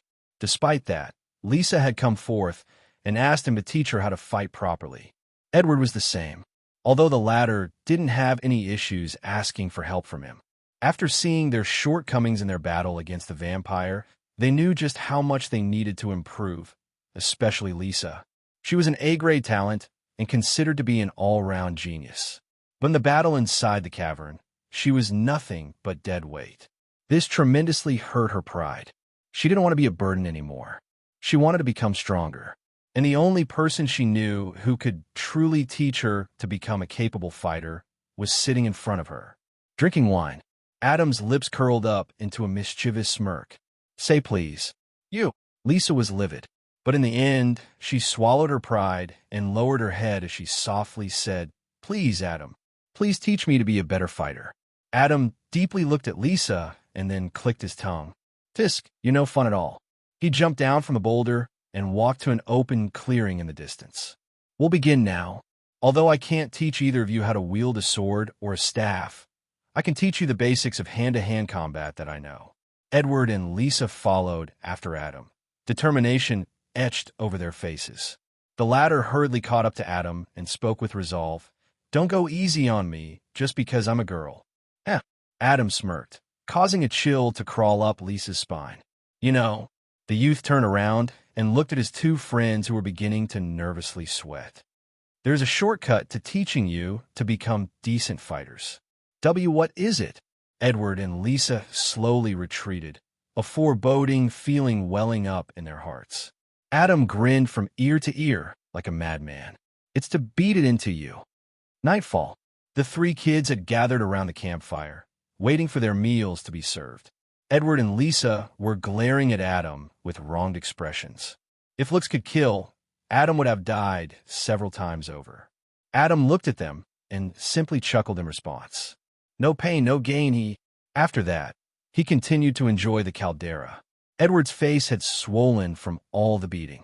His entire body had been wrapped up in bandages. He looked at his friend and spat through gritted teeth. "You despicable demon. How could you do this to us?" Seeing Edward struggle to speak, Adam burst out laughing, causing the former to be even more furious. Lisa wasn't faring any better, but Adam had gone easy on her in that he hadn't ruined her beautiful face. But as for the rest of her body parts, they were searing in pain. She had never felt so sore. Unlike Edward, however, she didn't complain. She recalled when the two of them had ganged up on Adam, but despite that, they weren't even able to touch the hems of his clothes. The entire time Adam had been drinking from the gourd and dealing with them as if they were children. Is the gap between us so large? She couldn't help but wonder. Suddenly, she thought of something and looked at Adam coldly. "Why do I feel like you're thrashing us just for your own amusement? How is any of this going to help us? Trust the process." Adam took a swig from the gourd. "One day, when you're skillful enough, you'll be able to dodge my attacks. Who knows? You might even be able to counter. Attack.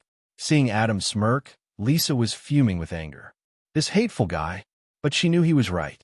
In many ways, this was indeed a shortcut to becoming a better combatant. Anywho, Adam got up to his feet, wobbling a little. You guys shouldn't move around too much, lest your wounds open up. Tomorrow, we'll continue our training. Without waiting for their reply, he turned around and headed into the woods in the distance. He shouted, I'm gonna go throw up a little. Ugh, hi, I've drank way too much. Oomph. I hope you drown in your puke. Edward grumbled under his breath and just ignored Adam.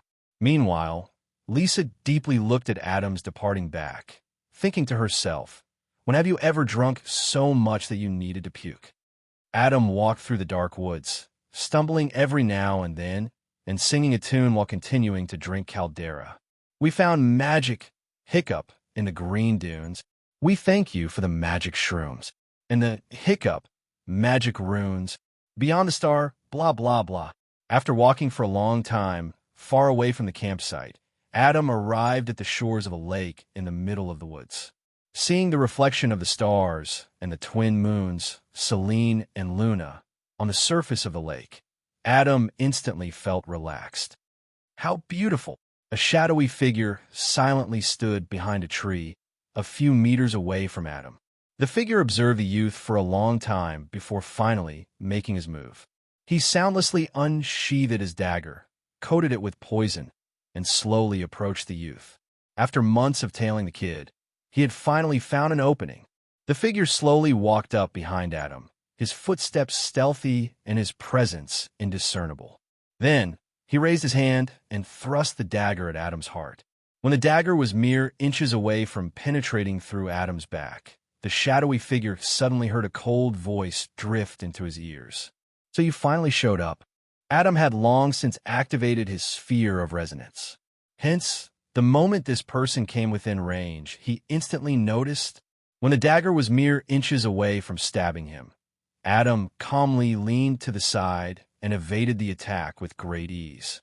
In his vision, the dagger was going right past him in slow motion. Adam grabbed the person's wrist with his right hand, then delivered an uppercut to the person's elbow region with his left, instantly snapping the man's arm in half. Ugh! The assassin was stunned by the sudden turn of events, and before he knew it, his arm had been snapped in two. He grunted in pain as he saw his forearm bone jutting out his flesh. Only now did it dawn on him. This kid was pretending all this while. Adam grabbed the man's broken bone and yanked out of his arm. Then he stabbed the sharp piece of bone into the person's shoulder, pinning him to the ground. Agony! The man was writhing in agony. The stab to his shoulder didn't feel as bad as having his bone yanked out from his arm altogether. He looked at Adam's cold and indifferent face, and only one word echoed inside his turbulent mind. Monster! Adam was still grabbing onto the assassin's wrist as he was pinning the latter to the ground. Tell me, who sent you? His voice was laced with anger. Tears started to stream down from the assassin's eyes as Adam continued to twist his injured arm. Seeing that the assassin didn't reply, a ruthless glint flashed past Adam's eyes. Fine, we'll do it your way. Rip. Aya. Adam completely tore open the assassin's forearm from his elbow. You're quite the assassin, aren't you? The youth spoke with sheer indifference, as if he wasn't the one who had just ripped the man's forearm. I must say, you're really one patient fellow. You kept spying on me the entire time in Hana City. And only now, when I truly let down my guard, did you attack. Adam grabbed the poisoned dagger from the ripped put hand of the assassin and pressed it against his neck. His eyes overflowed with killing intent as he screamed, Answer me. Who sent you? The assassin's eyes shone with fear as he gazed upon the youth's furious countenance.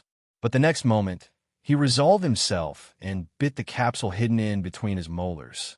Adam was taken aback when he saw the person foaming from the mouth. Then, the assassin's body convulsed violently until finally he had died. He took his own life. The youth was shocked as he involuntarily retreated a step. To have the resolve to commit suicide if the assassination attempt failed meant that the organization behind the assassin was truly formidable. When Adam came to this conclusion, his eyes narrowed. The person who hired the assassin must have paid a lot of money to kill me. But who would want me dead? He wondered. In his mind, he could only think of one person, but even then, it didn't seem very likely. His lips parted and he coldly muttered, "Now that he's dead, won't you tell me something?" Suddenly, he turned around and hurled the dagger in a particular direction. Clang! The sound of metal clashing against metal was heard, and soon, another figure dressed in black appeared in the distance, his dagger-wielding arm trembling ever so slightly from having blocked that attack. Another assassin. The man looked at Adam for a long time and then spoke in a husky voice. The intel said that the target was a muscle stage Magus. He then looked at his dead comrade and continued, "But to think that you easily dealt with an organ stage assassin. Looks like the intel was wrong. Never in 1,000 years would the assassin have guessed that the intel was actually correct. It was just that Adam was a monster who could fight above levels." Their organization had sent 2 organ stage assassins to deal with Adam, but in the end, they fell short. Adam slowly walked toward the assassin, anger bubbling in his heart. He didn't say a word, just silently glared at the black-robed man. The assassin felt shivers run down his spine when he met the youth's gaze. Is he really only a 16-year-old? What's this abnormal spiritual pressure? But the man was an experienced assassin and soon calmed his nerves. His body started to become enveloped in shadows as he said his parting words. "You were lucky this time. But next time, Will." The man's words got stuck in his mouth when Adam abruptly appeared before him and delivered a palm thrust. Fast. The assassin just barely managed to evade the attack and retreated a few meters. Just the wind generated from Adam's palm thrust caused the leaves of the trees in the surroundings to violently rustle. The assassin could only imagine what would happen if the attack had really connected. "Next time," Adam roared furiously, "because of you bastards, I wasn't able to sleep properly for the last 2 months. Do you think I'll just let you go?" A bloodthirsty aura began to emanate from Adam's body as mana gathered on his palms. "I suppose you'll poison yourself as well before you divulge even a word, huh?" The next moment, Adam took a step forward and instantly appeared in front of the assassin once again. "So I might as well kill you and get this over with." Assassins were the most proficient at sneak attacks. If their first attack didn't land a critical blow, their chances of killing the enemy decreased in subsequent attacks. But that didn't mean they were weak. At the very least, they were quick and had excellent life-saving skills. And this man was the same. Seeing Adam launch another palm strike at his chest area, the assassin was calm. Unlike the last time, he was prepared and also didn't underestimate his opponent. He easily dodged the claw by shifting his body to the left. At the same time, he began weaving hand signs. After missing his attack, Adam followed through with a spinning heel kick to the assassin's chin. Seeing the mana gather at the youth's foot, the assassin's body shuddered. He hurriedly leaned back and once again dodged the attack. "If even one attack lands on me, I'll be done for." Having missed yet another attack, Adam skillfully used the momentum of his kick, turned his body, and delivered a flying roundhouse kick. Bam! Not having expected Adam to follow through with yet another attack, the assassin wasn't able to evade the roundhouse kick. At the last moment, he quit weaving hand signs and was just barely able to raise his arms and block the attack. Despite that, he was sent flying by the sheer power of Adam's kick. As the assassin struggled to get to his feet, Adam slowly walked toward him. He had never felt so much rage before. Because of these assassins, he had to constantly look over his shoulder, always remaining vigilant. Now that he'd finally lured them into his trap, he was going to go all out. "You bastard. I'm going to make you wish you were dead." The assassin couldn't believe that a simple kick sent him flying. Moreover, his lower jaw was dislocated. As he struggled to get to his feet, he couldn't help but think in astonishment, what's wrong with his mana? It's so tyrannical. Adam's kick was a simple one, but it was the mana imbued in the kick that made the assassin tremble in fear. The Astral Tyrant manual not only strengthened the user's body, it also transformed the user's mana. It made the quality of mana heavy and domineering. As the assassin finally got to his feet and gazed at Adam, who was slowly walking toward him, his body involuntarily shuddered. "No, I must escape. I can't fight him. I'm not his match. He took out a few smoke bombs from his pocket and immediately threw them at his feet. The bomb exploded soundlessly and covered the area within a radius of tens of meters in a dense fog. Then he activated his mobility technique and fled for his life. Fear gripped his heart as he ran through the woods. He finally escaped from the area filled with fog and made his way toward Adam's camp in the far distance. If I managed to hold one of those kids hostage. A vicious glint flashed past his eyes. I'm sure I'll be able to escape then. After I get back to base, I'll bring a rank 2 Magus to deal with you. Suddenly, the fog behind him parted and tens of magic missiles flew at him. Sensing the grave danger, the assassin turned around, and when he did, his eyes widened in disbelief. So many. Moreover, from the mana signature of the spell, he was finally able to confirm his earlier speculation. Adam was indeed a muscle stage Magus. The rank 1 spell, Magic Missile, only allowed a caster to materialize 5 magic missiles at most, and that too if the caster was very proficient with the spell. But the fact that Adam was able to cast tens of them could mean only one thing. Dual casting. The assassin blurted out. No, that number is way more than. He didn't have enough time to even finish his words as the magic missiles came raining down on him, and each of them flew unpredictably, making it very difficult for the assassin to dodge them. But he was an experienced assassin after all. He managed to dodge all of them in the end, but the time he had wasted here was all it took for Adam to catch up to him. Adam appeared behind the assassin like a malevolent specter, his eyes brimming with unbridled ferocity and killing intent. Then, with great force, he launched a sidekick to the man's ribs. The assassin hurriedly crouched down to dodge the kick, and then immediately dashed toward the front to escape from the youth. But suddenly, Adam's body dissipated into gray smoke. Rank 1 spell, Dingy Illusion. The assassin was dumbfounded when he realized he'd been tricked. But before he could even think about where his opponent was, he was suddenly struck hard in the face by a flying knee. Quack! As the assassin was swept off his feet, he threw half a dozen throwing knives at Adam. The youth skillfully dodged all the throwing knives as he closed in on the assassin. The latter, now knowing he wouldn't be able to escape, finally threw caution to the wind and chose to duke it out with the youth. "Don't look down on me," he roared at the top of his lungs as he brandished his poison-coated daggers and swung them at Adam. With quick reflexes, Adam instantly disarmed him by immobilizing his wrists. Then, the youth gathered mana in his hand and delivered a gut punch, followed by a slap to the face, and then finally a roundhouse kick. The assassin flew dozens of meters and smashed against the side of a mountain. A crater was instantly formed upon impact, and the assassin slowly fell to the ground like a ragged doll. Adam had snapped, but before the assassin's feet even touched the ground, Adam had already appeared in front of him and started throwing a series of punches, slaps, and palm strikes to the assassin's head, chest, and stomach areas. In mere seconds, Adam had already attacked more than a dozen times. By now, the assassin had already lost consciousness from all the beating, his life hanging by a thread. But so what?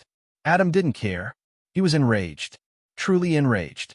Just as the assassin's bloodied and battered body was about to limply fall to the ground, Adam took a horse stance position and gathered a tremendous amount of mana in his hands. His right palm was facing the assassin, while the left palm was placed below the right and aiming at the sky. The mana between his palms slowly began to swirl into a vortex. When Adam had expended almost all of his mana, something akin to a singularity made of pure mana had formed between his palms. Adam took one last look at the assassin, his red eyes filled with unbridled killing intent. And then he spun his hands. Hand of Doom, billowing strike. Splat. Peace returned to the woods. Adam's chest heaved up and down as he caught his breath. He looked at his hands, which were bleeding profusely and were heavily injured from having just used the technique without the gauntlets. After having calmed his raging emotions, he sighed. He had never been so furious ever in his life. He was finally able to let it all out. After Adam confirmed that the white lotus had devoured the assassin's soul, without taking another look, he silently turned around and left. And on the jagged wall of the mountain, all that remained of the assassin was mere bloodstains. A month and a half later, the traveling party had made their way into the Nightingale Kingdom, and Moon City was finally within their sights. "Oh, how much I've missed this place." Edward spoke emotionally as he gazed at the silhouettes of the tall trees and buildings in the distance. Lisa, too, had a faint smile on her face. She had missed this place as well. Suddenly, she looked toward Adam, and the smile on her lips gradually vanished. Edward was too dumb to notice it, but how could she not? For more than a month now, Adam had been in a strange mood. He still behaved like his usual self, but at the same time he didn't. The change was very subtle, but Lisa had noticed it. She tried to ask Adam about it, but the latter always dodged her question. In the end, she decided to just leave him be. If he wasn't comfortable sharing it with her, she didn't wish to force him. "Whatever it is, I hope you sort it out," she thought to herself. The traveling party finally entered the gates of Moon City. Seeing the wide, bustling streets filled with people from all races, a smile appeared on their faces. "Home," Adam subconsciously muttered. Edward came forth on his horse and nodded. "Yes, home." Lisa suddenly reminded them, "We still have to go to the academy and hand in our mission report at the administrative building." While Lisa was talking about handing over the mission, Adam suddenly turned his head and recognized someone walking in the far distance. His eyes suddenly narrowed, and he got off his horse. "Hey, where do you think you're going?" Lisa glared at him. "Ah, I'm sorry. I just remembered I had to do something urgent. You guys carry on without me." Saying his piece, Adam made his way through the crowd and vanished from sight. "Ugh, this guy." Lisa facepalmed, not knowing what to do with Adam. Then, she headed toward the academy with Edward. In one of the lively cobblestone streets of Moon City, Jeffrey, Kevin, and a few other students were leisurely strolling. There was still another week before the academy reopened. Jeffrey had a wide grin on his face as he looked at Kevin and asked, "That thing should be done about now, right?" Kevin raised his eyebrow and then nodded with a smirk. "Yes, that matter should have already been dealt with by now. Those people are professionals after all." Good, very good." Jeffrey couldn't remember the last time he was so happy. Ever since they'd entered the academy, he was always living in fear that one day Adam would come to his dorm room late at night and slit his throat for what he had done to him. But now it was all sorted. The world seemed very bright and beautiful to Jeffrey now. Suddenly, a loud and familiar voice drifted into his ears, snapping him out of his reverie. "Ha, my old friend. Long time no see. Huh, who the—" Jeffrey followed the direction of this obnoxious voice, and when his gaze landed on the person who had just spoken, he froze.